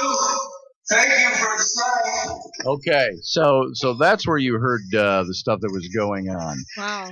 And I don't know how clearly you could hear that. That wasn't too bad, actually. Oh, good. But you could hear that big bang, and it started off with that little ticking. Yeah. And then the huffing sound and the "you're welcome," or "welcome," I think is how it comes out. There's actually a little trail on the beginning of that that says "welcome." So that was an interesting experience for us, and John was ready to leave after that. And it's funny, you know, he encounters all this stuff in Egypt, and he's into the esoterics and into the much darker esotericism of it all, I guess you could say. And he and his wife have experienced some very strange things over there. And yet, when you put him in this setting, it's a little different for him. And so he was a little shook up by that one. And so there's a lot more that happened at that house. But we were only there for about an hour and a half, and it was so incredibly and utterly active. It was almost unbelievable. It's a very strange thing with ghost hunters. We go out asking for that, and as soon as we get it, we want to leave. Yes, exactly. There is a very interesting story. John, a couple of months ago, was in London at the College of Psychic Studies that was actually founded, I think, in part by Edgar Rice Burroughs, or not Edgar Rice, Sir Arthur Conan Doyle. Yeah. And it's been in that same building, downtown London. And they gave him the key, and that's where he stayed. He stayed in a little room that was actually Henry James's seance room, was now the bedroom that he was staying in up on the 4th floor. Wow. And he was there by himself all night, all alone, and for the week that he was there. And we had him on the radio show on Sunday night, And I'm sorry, it was the Thursday afternoon radio show that we do because it was about 9 in the evening there for him. Yeah. He was sitting in the library, and we were teasing him live on air about, well, John, did you ask the spirits to come and visit you there? Did you record anything? He says, no. He says, no, I'm not going to do that. He says, I don't want to see them. I don't want to experience it. And as we're talking to him on the radio, he goes, he says, did you hear that? And you listen right on the air, and you hear thumping coming from upstairs, banging. And he says, there is nobody in this building. And then after the show, we listened back to that, and we caught an EVP where John was laughing and saying, I don't want to meet any spirits tonight. and just before the thump, and you hear a voice, and it was, and pardon my accent, I'm not British, of course, but it sounded East End. Yeah. And it's somebody that said right after John said it, there's a little EVP that said, oh, he's all right. Just like that. And so it was interesting. Sometimes we catch some of these things live on the program, which is interesting to me. What is your theory of the afterlife? Where do you think we go? Do we go home like they said in Independence Day? I think the hardest part about deciphering the afterlife is none of us have been there and back. Yeah. And those that have these OBEs or ODEs, ADEs, what do they call them, after death experience, out of body experience, and so on, is that we really don't know what they're encountering. They haven't really fully been there, but they're given this information, go to the light and all of this, or don't go to the light and stay. And we don't really know. If you put it in a religious context, of course, there were many numbers of years that I knew exactly where I was going after I died. I was going to go to heaven, and the heaven is described in the Bible and so on. And now I just don't know anymore, because it's just another version of another religion's afterlife place that you go. So I don't really know where we go. I don't know what's there. And this is where the waters get so muddied, because you'll have a lot of New Agers, you have a lot of spiritualists, a lot of these type of people that will say, well, they've channeled with this person or talked to that person on the other side. I've had people talking to people that I know on the other side, and the information given is quite accurate. And frankly, as you hear everybody say who tries to convince them that their story is unique, that it's information nobody would have known. Yeah. And I get that information comes gleaning across. And you say, okay, who is delivering that information? Is it the spirit of the person that I knew? Is it the spirit of a person who's passed over? Is it demonic? Is it interdimensional? Is it being hoaxed by somebody on the other side? Is there something out there that wants to lead us to think something that isn't so? Is it all fake? We don't know. And that's the big problem we face. Now, you class yourself as a theologian. Could you let some of our members of the public chat room who don't know what that is, describe what that is, and also tell me how you balance your belief in God with the paranormal? Sure. Well, to say that I am a theologian might be a bit of a misnomer. I have in recent days been called a fraud because I call myself a historian or a theologian when I don't have institutional credentials to back any of that up. And I say, well, I've been studying history for the last 35 years, and I write about history. To me, it makes me a historian. If you want to quibble and say, okay, I'm a rogue historian or I'm a amateur historian, that's fine. All it means I don't have a piece of paper that says I've studied it and got credential credits for it. Yeah. So the same thing with my theological training. I went to 2.5 years of Bible school without graduating. I dropped out. And then they started a small seminary through my church, and Dr. Charles Ailing was the president of the seminary at the time. He went to my church. He is now, by the way, been for the last almost 30 years the chair of history at the University of Northwestern. Plus, he's the president of the Near Middle East Archaeological Society. Very credentialed man. A good friend of mine still, but he asked me to come on to the seminary there, and they would tutor me in the balance of my bachelor's degree, and I could start work on my master's program, which I did, and then I dropped out of that after 2 years and went into advertising. I said it doesn't pay as well being a seminary student as it does being an art director. And so I went into advertising. That's where I stayed for 25 plus years. And so my theological background is in a very conservative, fundamentalist Baptist setting. And we knew everything. We knew everything there was to know about theology, and anybody who didn't believe what we believed were all going to hell. And that was pretty much as clear cut as it was. And so there was a point in my life where, theologically speaking, I felt that I had all the answers, and I lived in a very small universe. And it wasn't until I started questioning that and looking out and saying, wait a minute, this is not the end all and be all of every answer that's out there. How do I explain this or that or the other thing? And there were many things I started to research, and the more I researched, the more I drew further away from a faith standpoint. Now, that got me to asking, perhaps this isn't really what you want to know, but this is part of this for me, is that it seemed that the Bible itself taught you that the more you study, the more weariness there is to it. You just need to believe by faith. You need to become with the faith of a little child. And that's the way it was interpreted for us. And I said, well, now wait a minute. I've got 6 kids, and there's not a one of them that hasn't come with a million questions.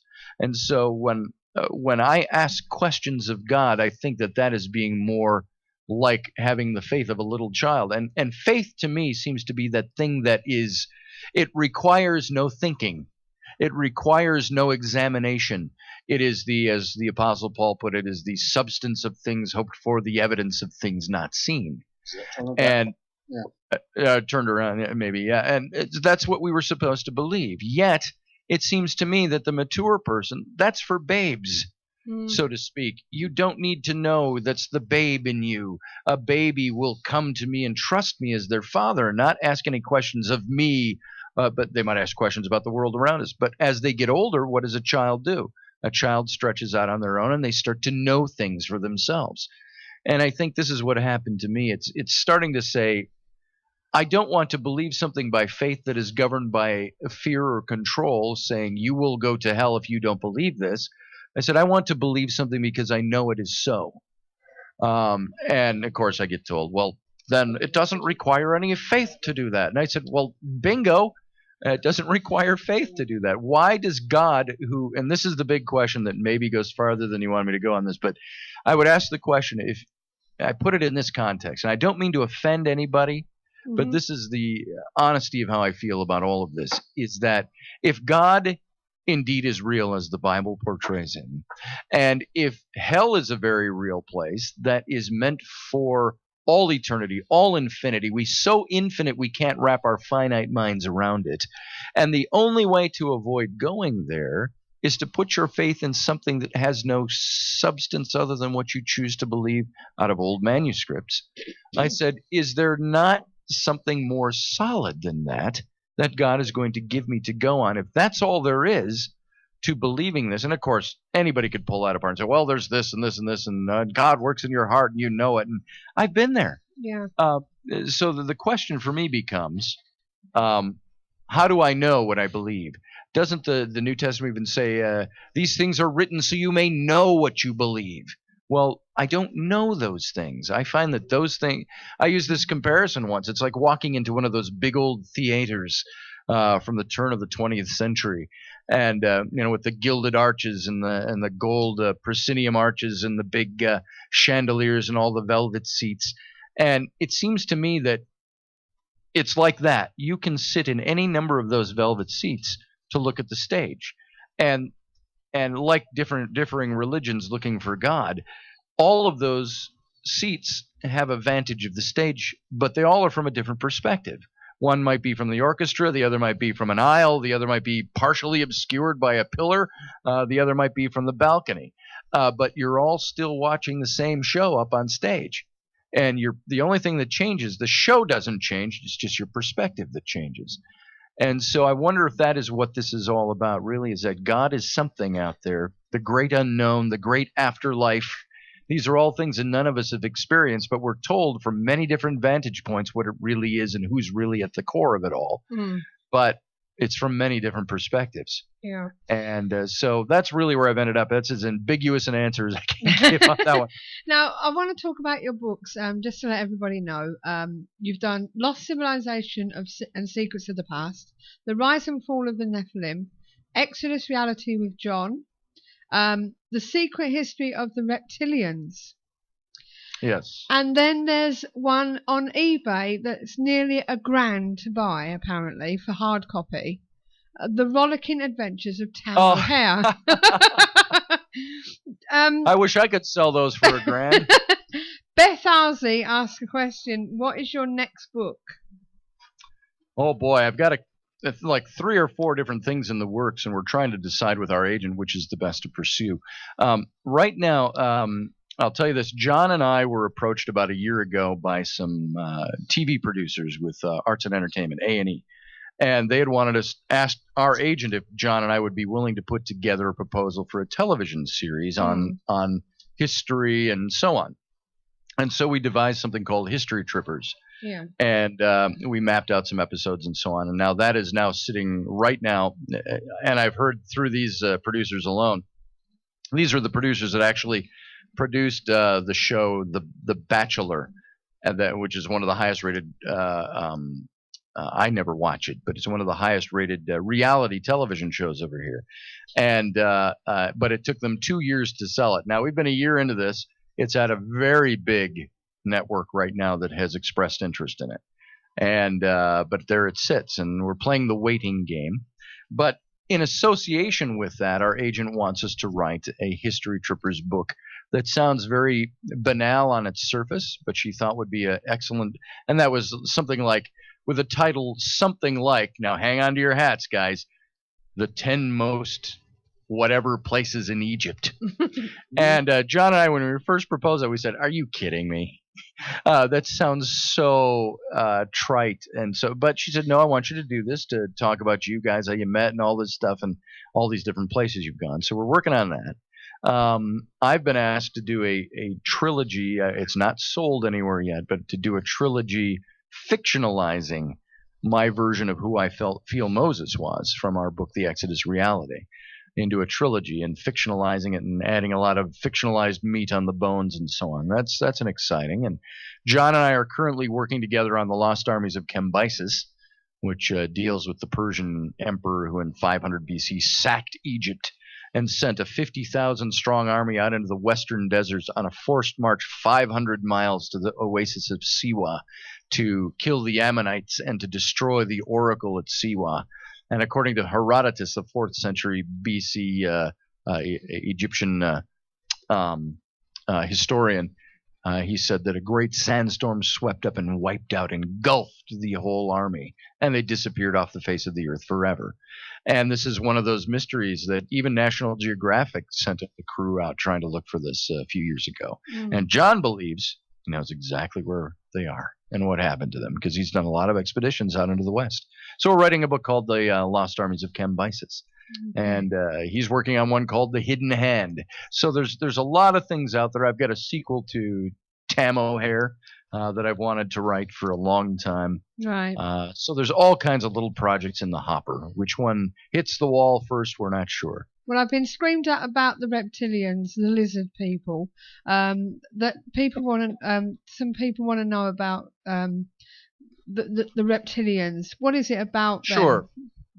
Well, it's interesting. That book came up as I proposed 5 different books to my publisher after Nephilim came out.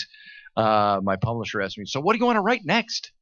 And I said, "Cool, that's a nice lead-in for a contract." And I said, "Well," and I gave him a couple of different proposals, and he chose the reptilian one, which kind of dovetailed off of the Nephilim book.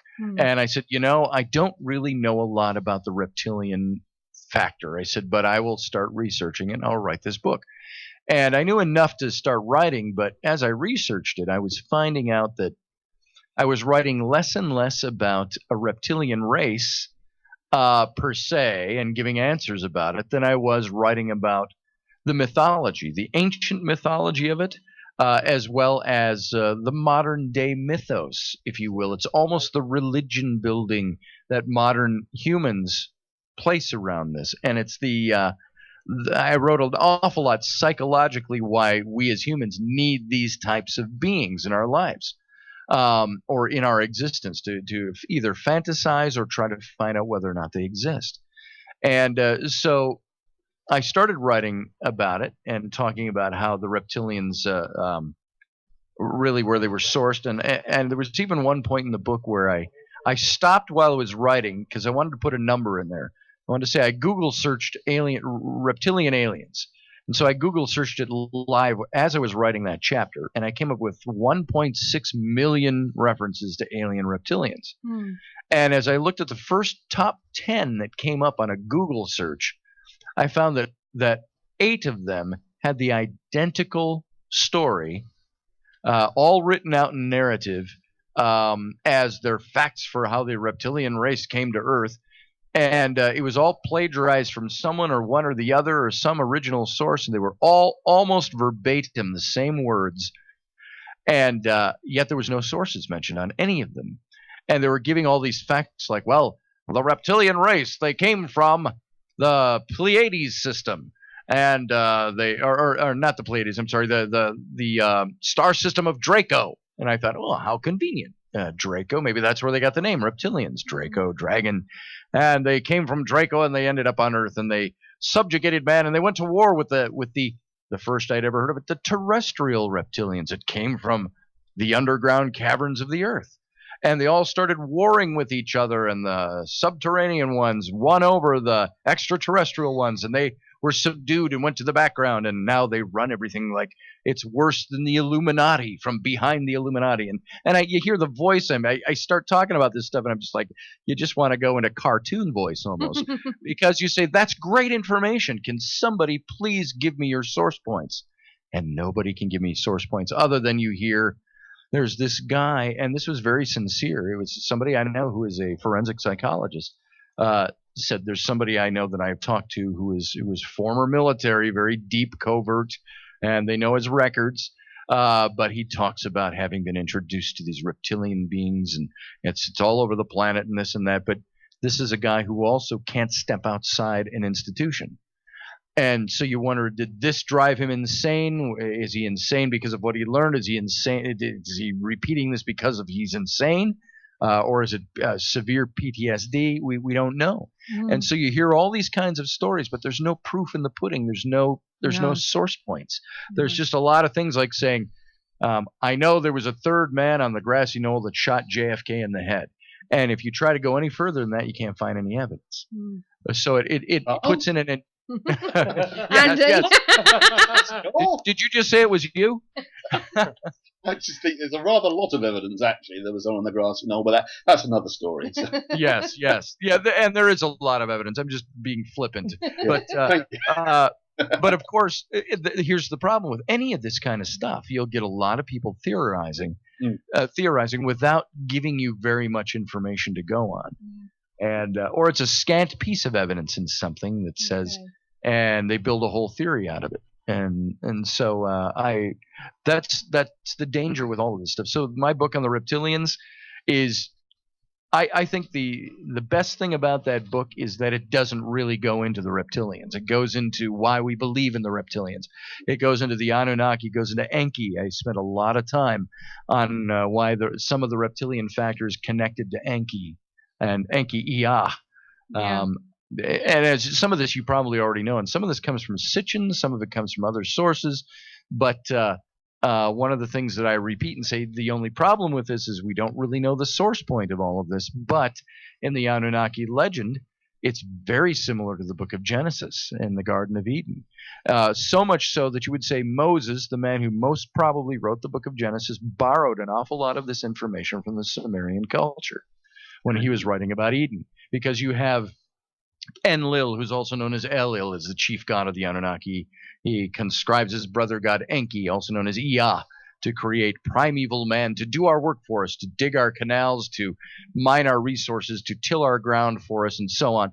And then down the road, you have in these cuneiform texts, you have the king Atrahasis of the humans pleads to his god Enki to please deliver us from this bondage to the gods. And it sounds almost biblical when you get it out of the translations, out of the cuneiform. You've got Enki saying, and Enki heard the words of his servants and bent his ear to the plight of his servant. And he and his mighty men rose up out of the great Abzu, the underground sea, to the serpent's marsh which surrounded the city of Eridu. which was the place he loved to go, and his boatman would take him there. And Enki, Ea, the god, gave the forbidden knowledge of the gods to Atrahasis, the human king, and helped him defeat the gods in a war, and they won their freedom. And for this, Enlil conscribes Enki, Ea, to the subterranean caverns of the earth to dwell forever with his followers. And then you've got the story about 1,500 years later or more, written down by Moses, which talks of, instead of Enlil, he's got, through, I think, the transmission of religion and movement from the Euphrates River Valley into the Canaanite region, you had Enlil becomes El, or Elohim, El Shaddai, El Elyon, the God of the Bible. You've got Enki, who's known as Ea, becomes the same base word for Yahweh, which is Jehovah. You've got instead of the Serpent's Marsh, which is where Enki rises up, which, by the way, was also called, Enki's other name was Ea. It was called Ea's Den, from which was derived Eden or Eden. In the Genesis story, you have Eden, and instead of them mining their resources and tilling the ground for the Anunnaki, you've got God placing Adam and Eve in the garden to till the ground and keep it for him. And then you've got the serpent, who is really a serpent character. His name is Nakash. And I cover this in both Reptilians and in the Nephilim book, but Nakash, never called Satan, never called the devil, never called Lucifer in the passage in Genesis, but the serpent is called Nakash. Satan was ascribed 1,000 years later. Yeah. But Nakash, by definition, is it's the bringer of knowledge, the trickster, the bringer of chaos, which just simply meant turning things on its ear. He was the bright shining one, he's called, which relates to the bright shining Elohim of Psalm 82, and the bright shining gods of the Tuatha De Danann, if you will. And so you've got these characters that all come in, and this Nakash brings the forbidden knowledge by saying, you will not surely die. And I think there's more encoded message there, and we can't go into it all right now. But all of that to say that all of this from the Reptilians has much deeper roots than just outer space reptilians that came to subjugate us. Yes, Zach, I was just saying in our chat room, there's something very deep in the human psyche about serpents, is the otherness of serpents. Certainly. The non-human, the opposite. I'm a psychotherapist by trade and quite interested in psychotherapy, so obviously the serpent concept is something that's deep in the collective unconscious, so yeah. The whole Kundalini aspect of that. And I actually, in the book, I used Freud and Adler and went back to them and said these two are considered to be the fathers of modern psychology, which has changed dramatically, of course, since their day, as you can attest to. Sure. But, I used their modes of psychotherapy for developing why people needed these things, these types of things. Yes. And you could even extend that into gods. And you hate to say it because you don't really know God doesn't exist.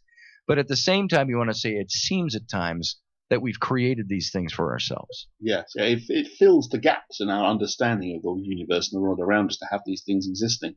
Absolutely. And again, what you're saying before previously, the whole concept of knowledge is the opposite of faith. That knowledge destroys faith, and knowledge then itself can be seen as being somehow negative or bad because it's destroying the need for faith, whereas most religions talk about faith primarily. So the two oppose each other. If I may, I will give you a hearty amen to that.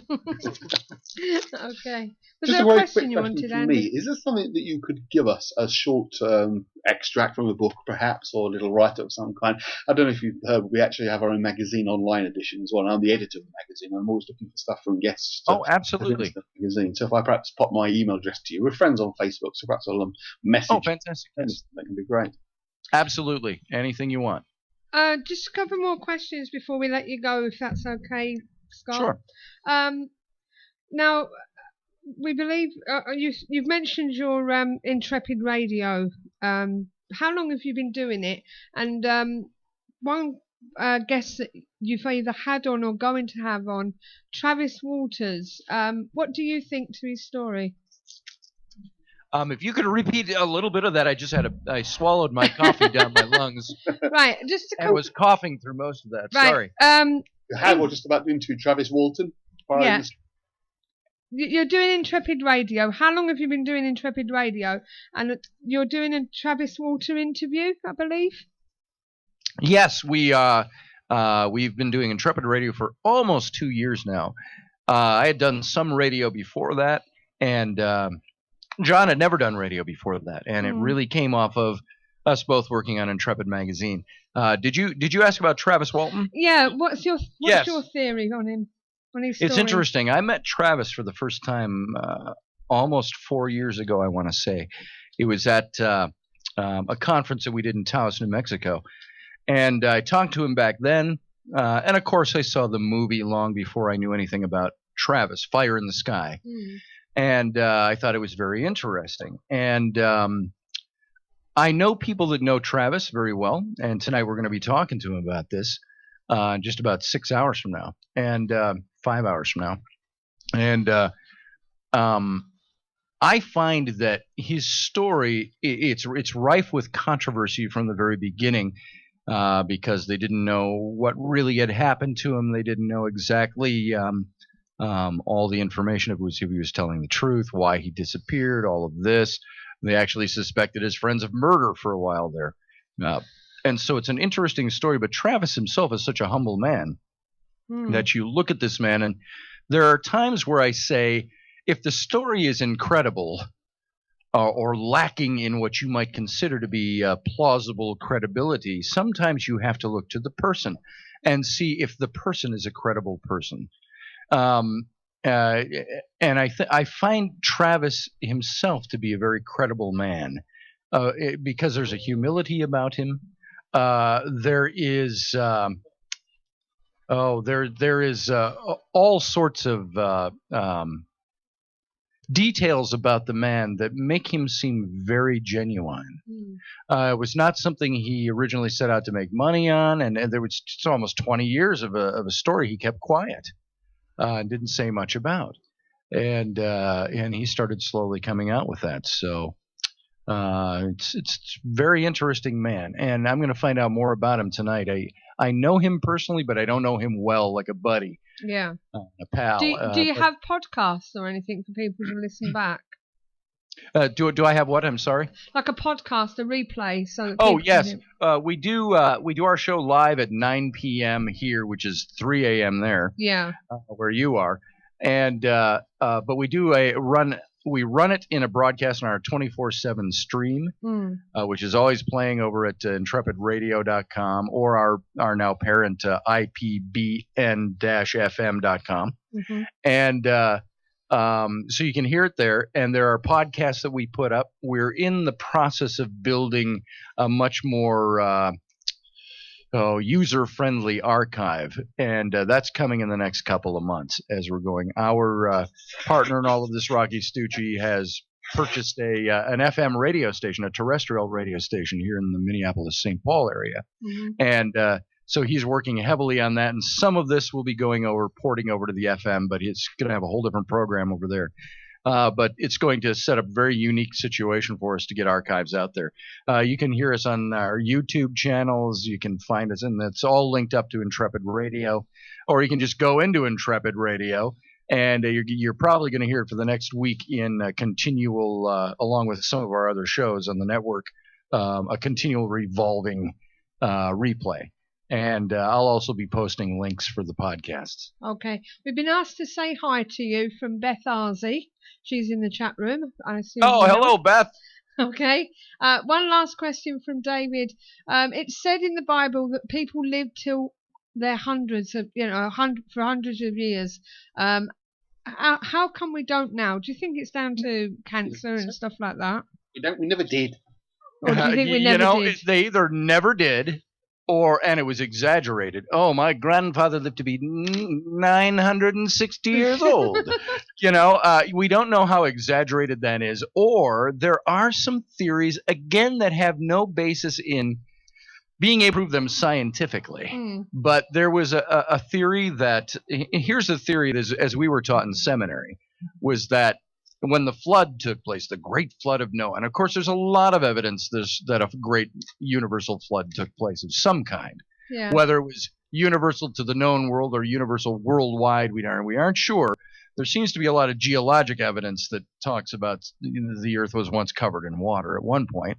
We don't know if that's to a great flood, and many people tend to discount that. But one of the theories was that it says in the Bible that when the flood came, that it didn't just rain for 40 days and 40 nights. It said the fountains of the deep were opened and the sky was broken. There's something about the sky being broken open, that the earth was covered with a vapor canopy. And it was that canopy that collapsed during the flood. And in essence, there was no UV rays from the sun that could get through. And the earth was pretty tropical. And this is why they're finding, even in the Arctic and the Antarctic, they find remnants and fossils of tropical trees and plants and things like that.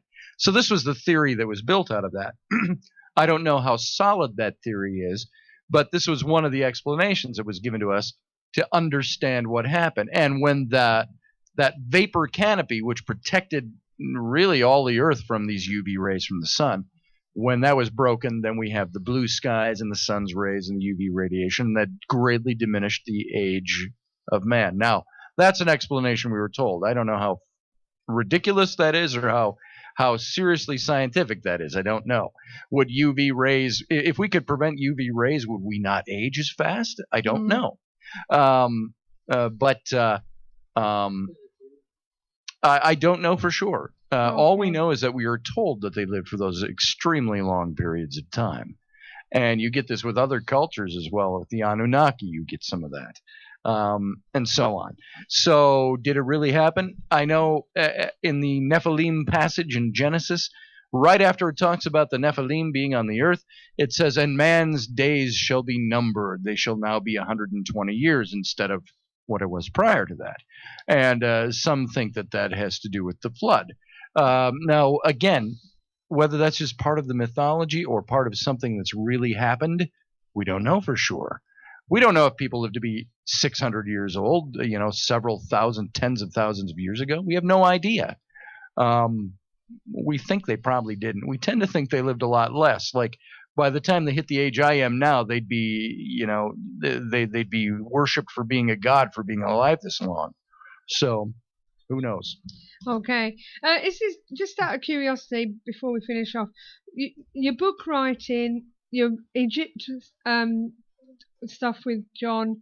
Exodus Reality. Yeah. Is this your full-time job, or do you actually do a different job? Well, I do all kinds of things. I would say that that's my full-time job, and I sometimes have to support paying the electric bill by doing graphics and design and artwork and stuff like that.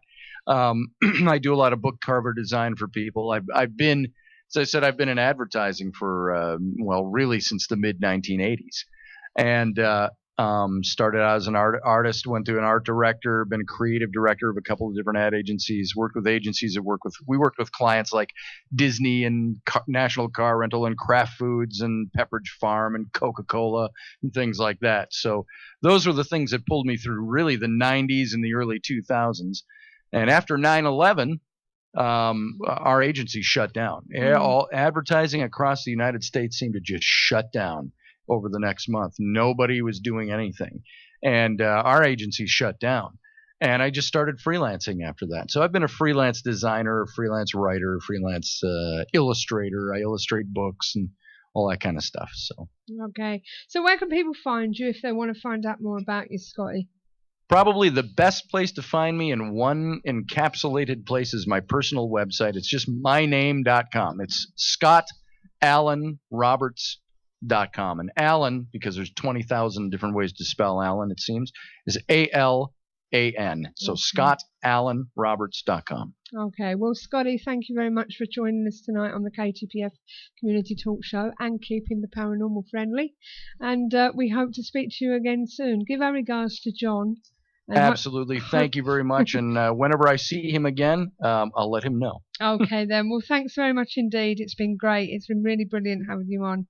And don't be a stranger. I won't. Thank you, guys. See you soon. Bye-bye. Cheers, Scotty. All right. Bye-bye. Scotty, bye-bye. That was a good conversation, wasn't it? It was very interesting. We covered quite a lot of ground there, didn't we, Andy? Absolutely, yeah. Very fascinating chapter to listen to talking, certainly. Yeah. Very much your American investigator of things unusual, can talk for America. Yeah. Keep going. Yeah, and absolutely fascinating stuff, though, definitely. This is it. I hope I've disconnected okay. So that was really good. That was covered quite a bit of what the hell was that? Quite a bit of ground then, didn't we?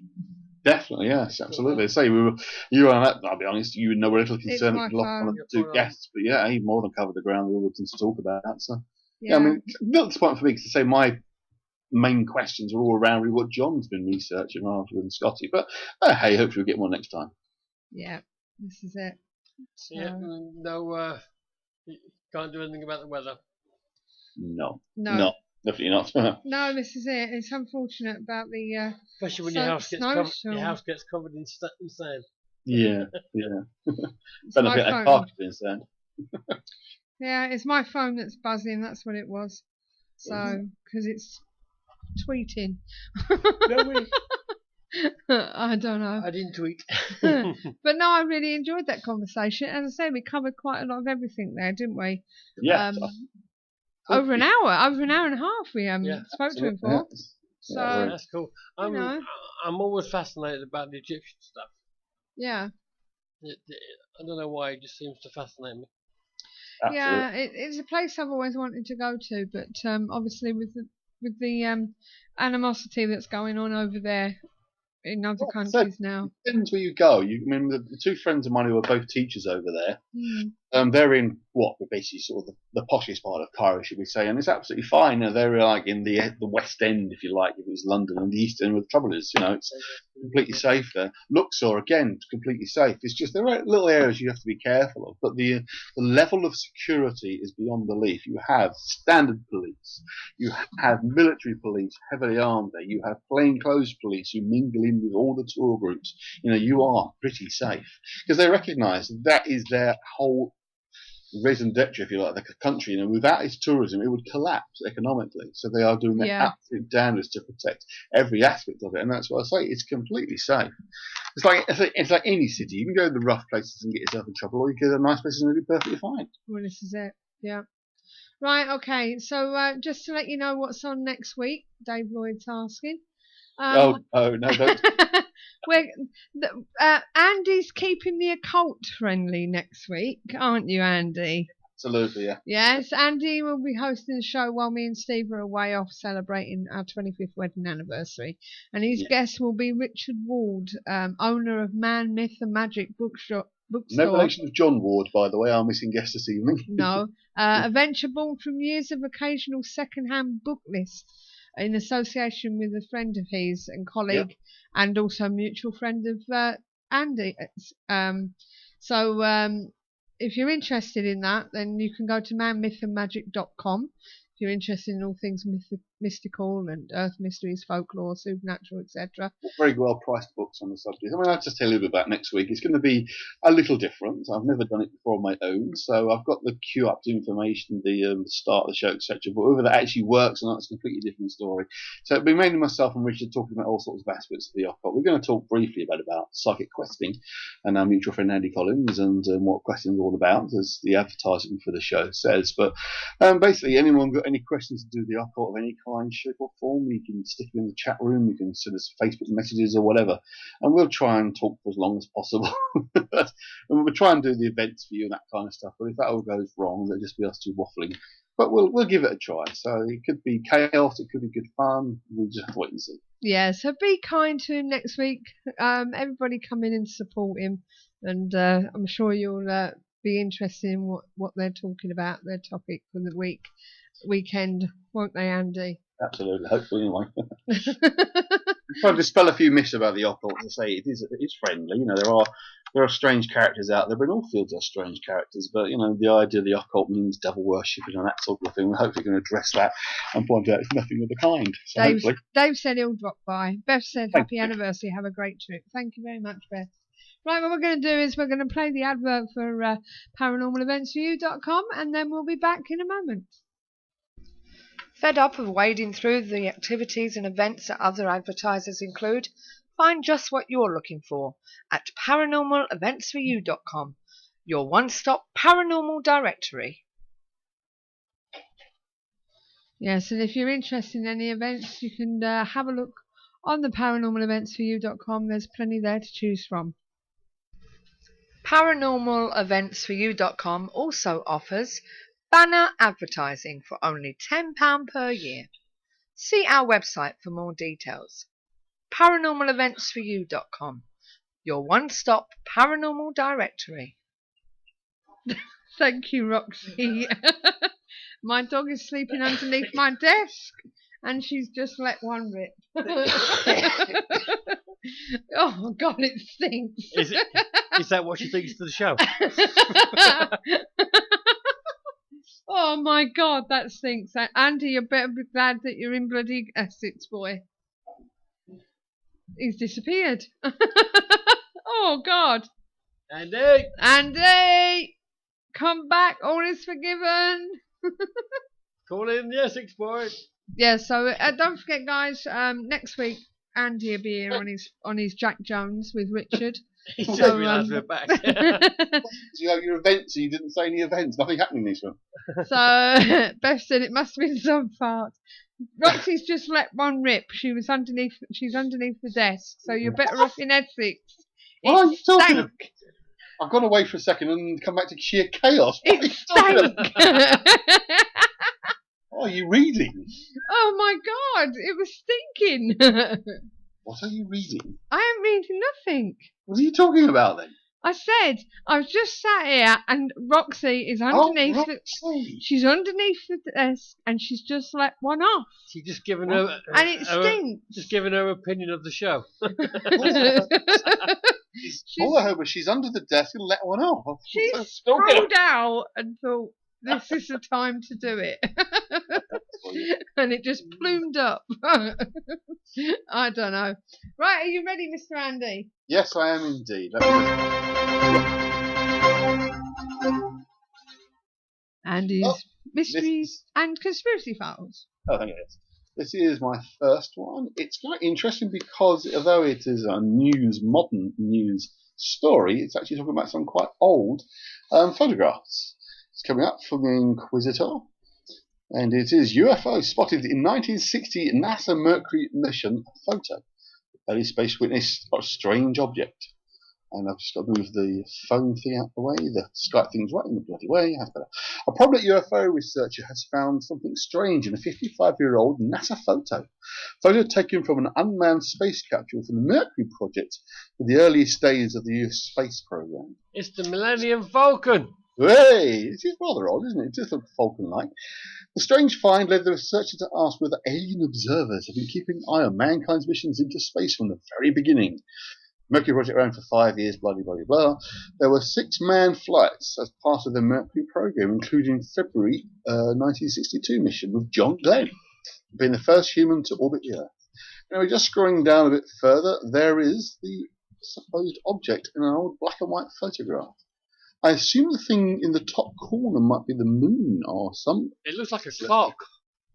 It's hard to really say, but the thing That looks like beneath a clock. it's the grey edges make me wonder it's maybe some kind of light anomaly, like a reflection on the glass or something along those lines. But it's quite interesting. Why has it got a clock on it, Andy? Say again? Why has it got a clock on it? I know. I was trying to work out what that is actually. Maybe it is just a time. Because you can see the numbers. Yeah, to give you, maybe it's something that's etched into it that gives you the time of the photograph, the timing it was taken. You know, like the digital photographs today, you get the number at the bottom of the photograph. 25 to 8, according to that. Yeah. This must be brighter than mine. Oh, yes, you're right. No, if I angle my screen, I can see it. But yeah, interesting. Just reading on a bit further. The blah, blah, blah, blah. The unnamed mission, Mercury Redstone 1A on the 19th of December 1960, captured a potentially astonishing shot. Uncovered this week by tireless researcher Scott C. Waring, editor of Popular UFO Sightings Daily blog. I found the disc in some photos of the Mercury mission. The mission took place in December 1960, and why wouldn't aliens be interested in watching historical moments in human history? So there we go. What do you reckon, guys? I'm still looking at the clock. Okay. You can't find the clock. No. The only thing I can think of with regards to the Right, clock okay. is like, say, modern day time You go on stamping. the page, you got one. It's the second picture down, Yeah. top left hand corner. As I say, the only thing I can clock. think of is it's like time coding of the photograph. Oh, I see what you mean, yeah. Unfortunately, it makes it look like it's fake because of it. It is, as I say, the only thing I can think of is it's time-coded photograph. But yes, there we go. This is my first story.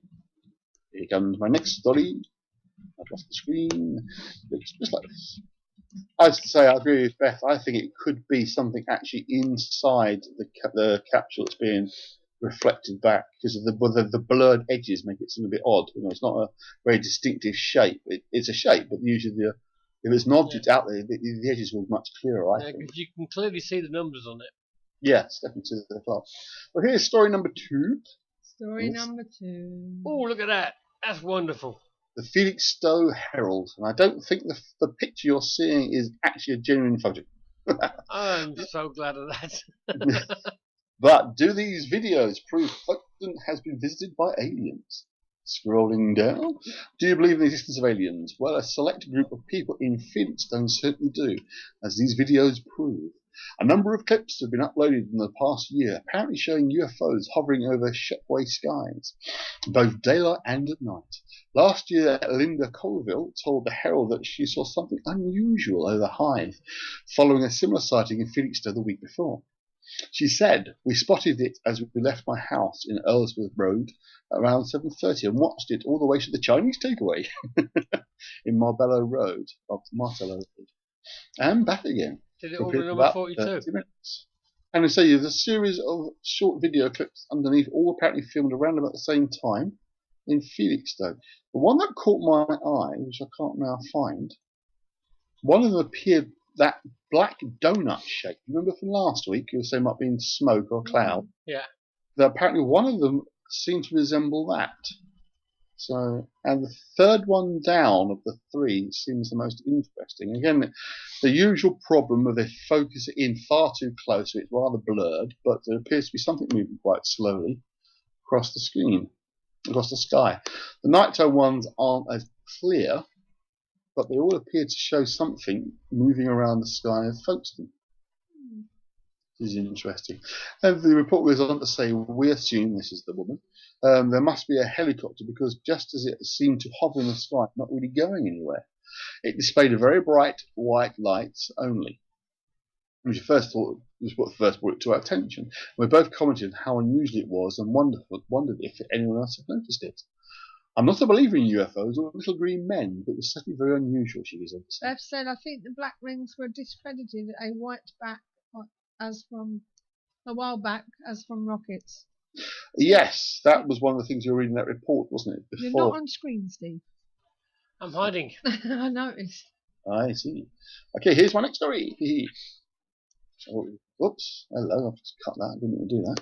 I think it's going to come back. Where's it gone? Where's it gone? Oh, it's here. Sorry. Oh my God. Oh dear, I think I might have lost the clip. Oh no, it should be there. There we go. Let's double check that. It's working all right. There we go. Why UFO wingnuts? Now I'm assuming that's an Americanism for UFO fans, interested, nutters, whatever. Want Hillary in the White House.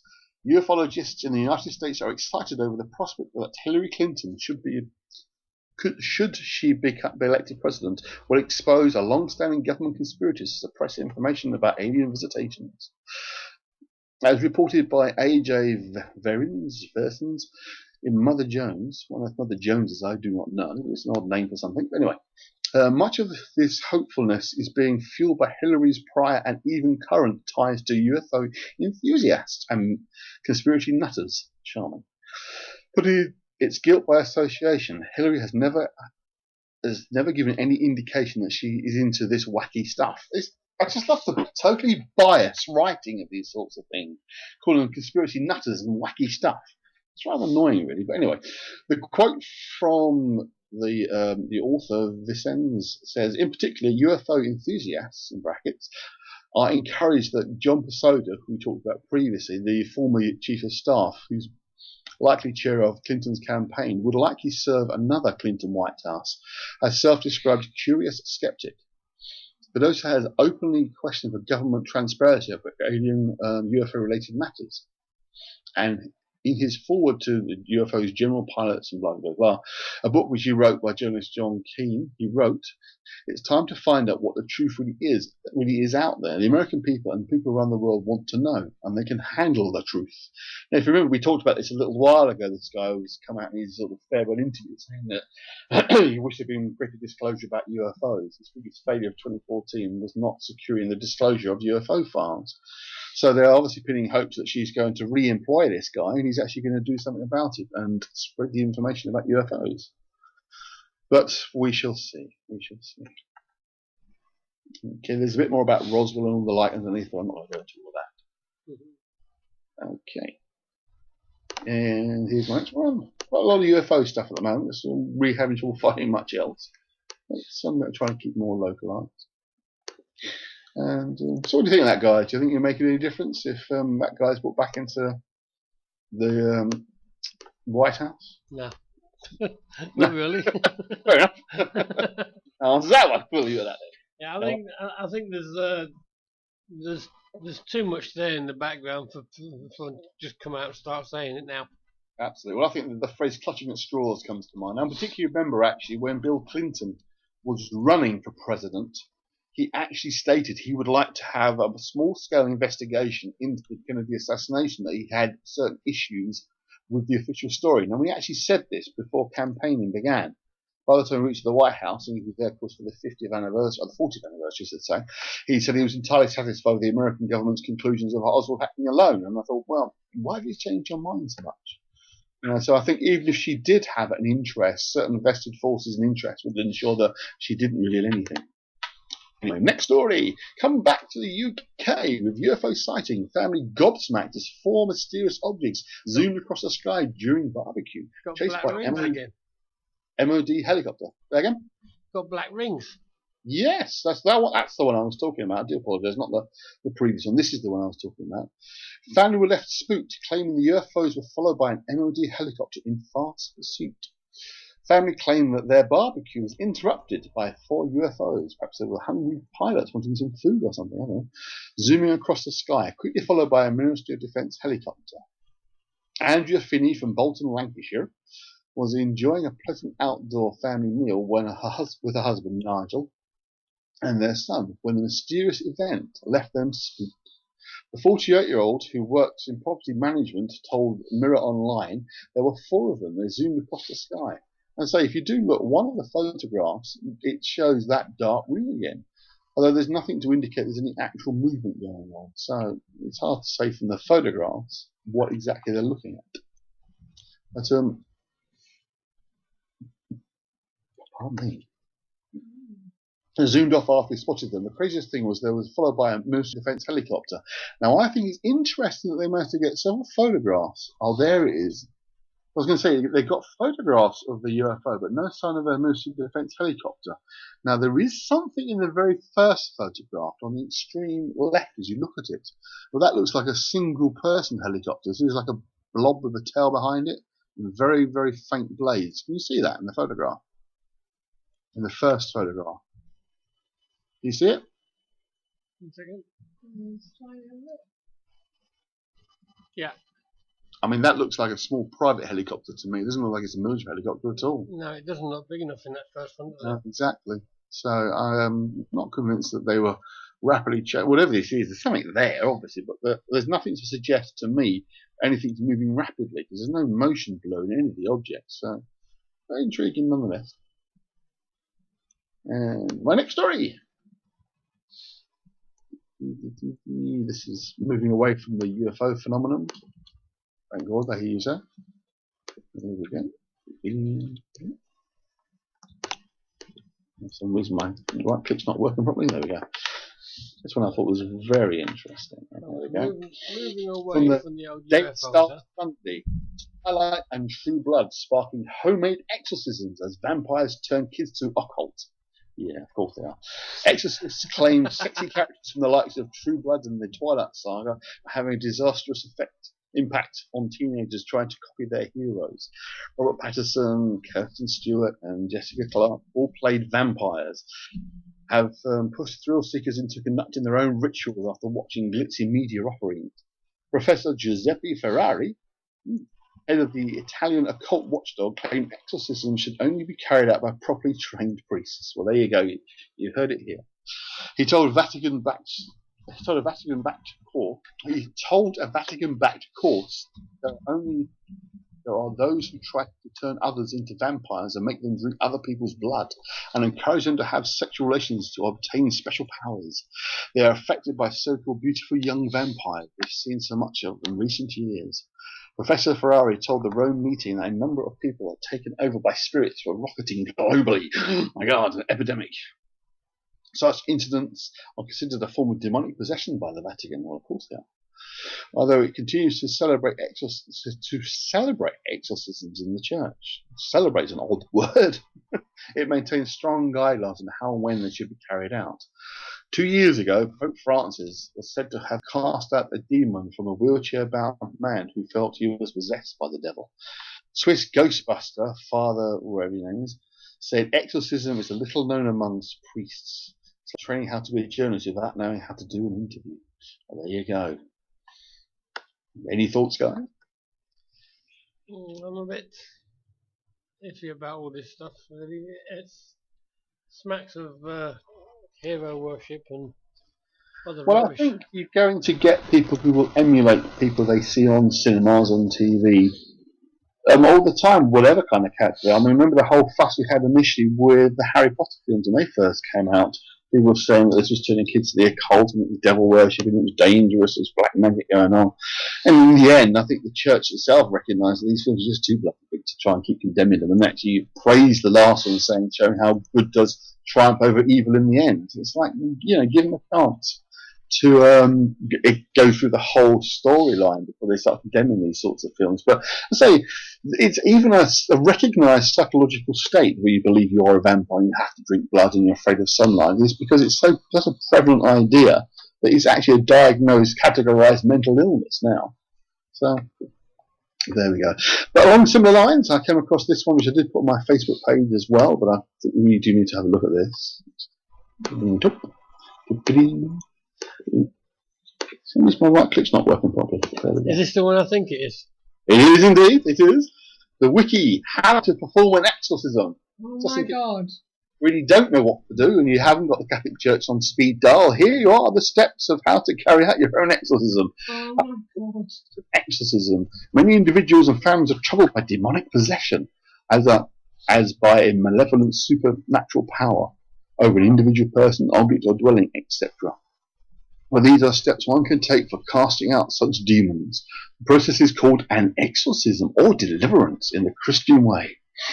Other religions or beliefs have their own ways to exorcise. They do actually, of course, because that's part of the article I'm writing. The step 2 I thought was interesting because actually, if you look at the drawing in step 2, that is Anthony Hopkins, I'm sure of it. Looks like it, doesn't it? It's like him, isn't it? And I'm not going to read the whole damn thing out, it goes on for ages, but yes, there it is in official terms, WikiHow.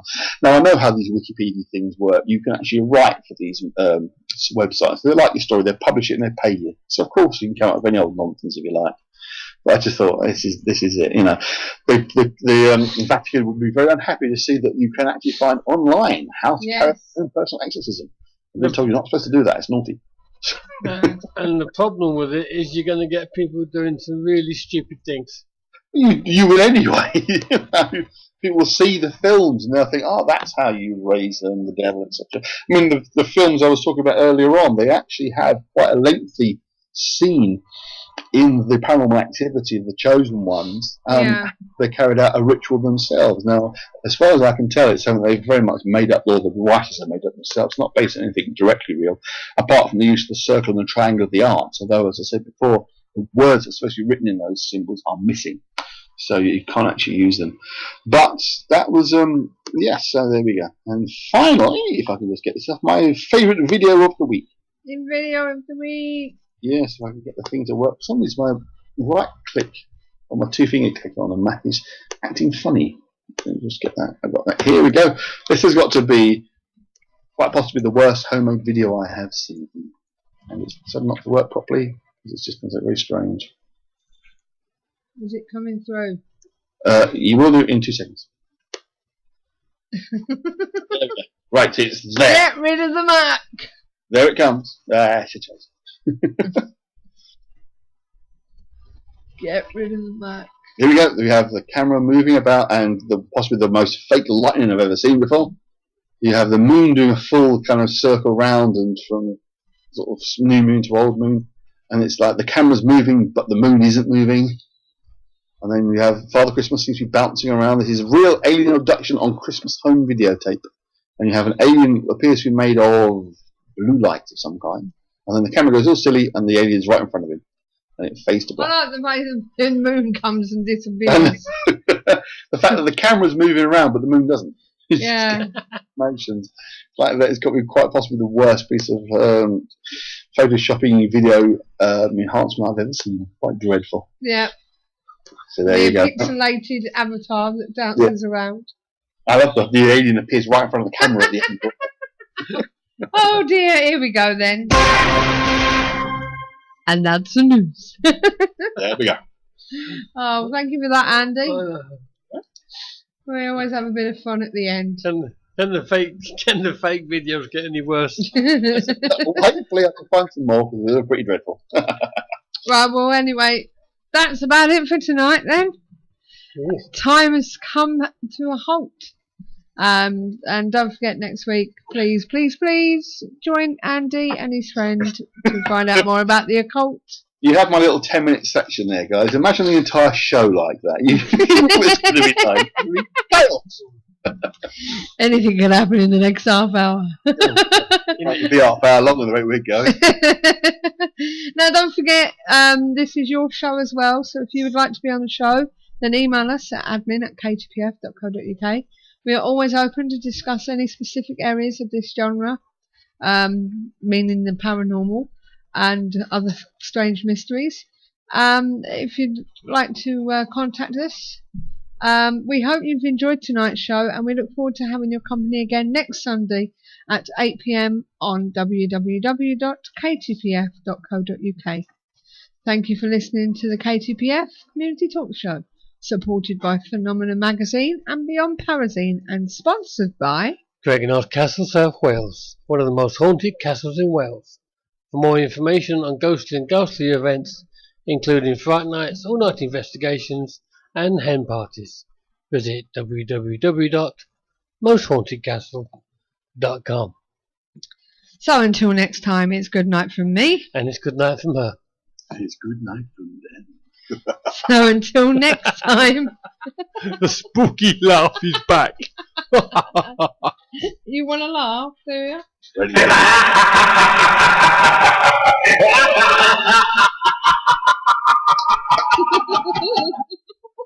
There you go. Until next time, all that's left to say is keep the paranormal friendly. Good night, Night, guys. This is where it's at. To see in the night, to measure the spike, to see how cold it's been. I buy my kit so I won't forget the ghosties that I have seen. The Paranormal Intelligence Gathering Services Ghost Store. So visit www.the-pigs.co.uk/ghost store.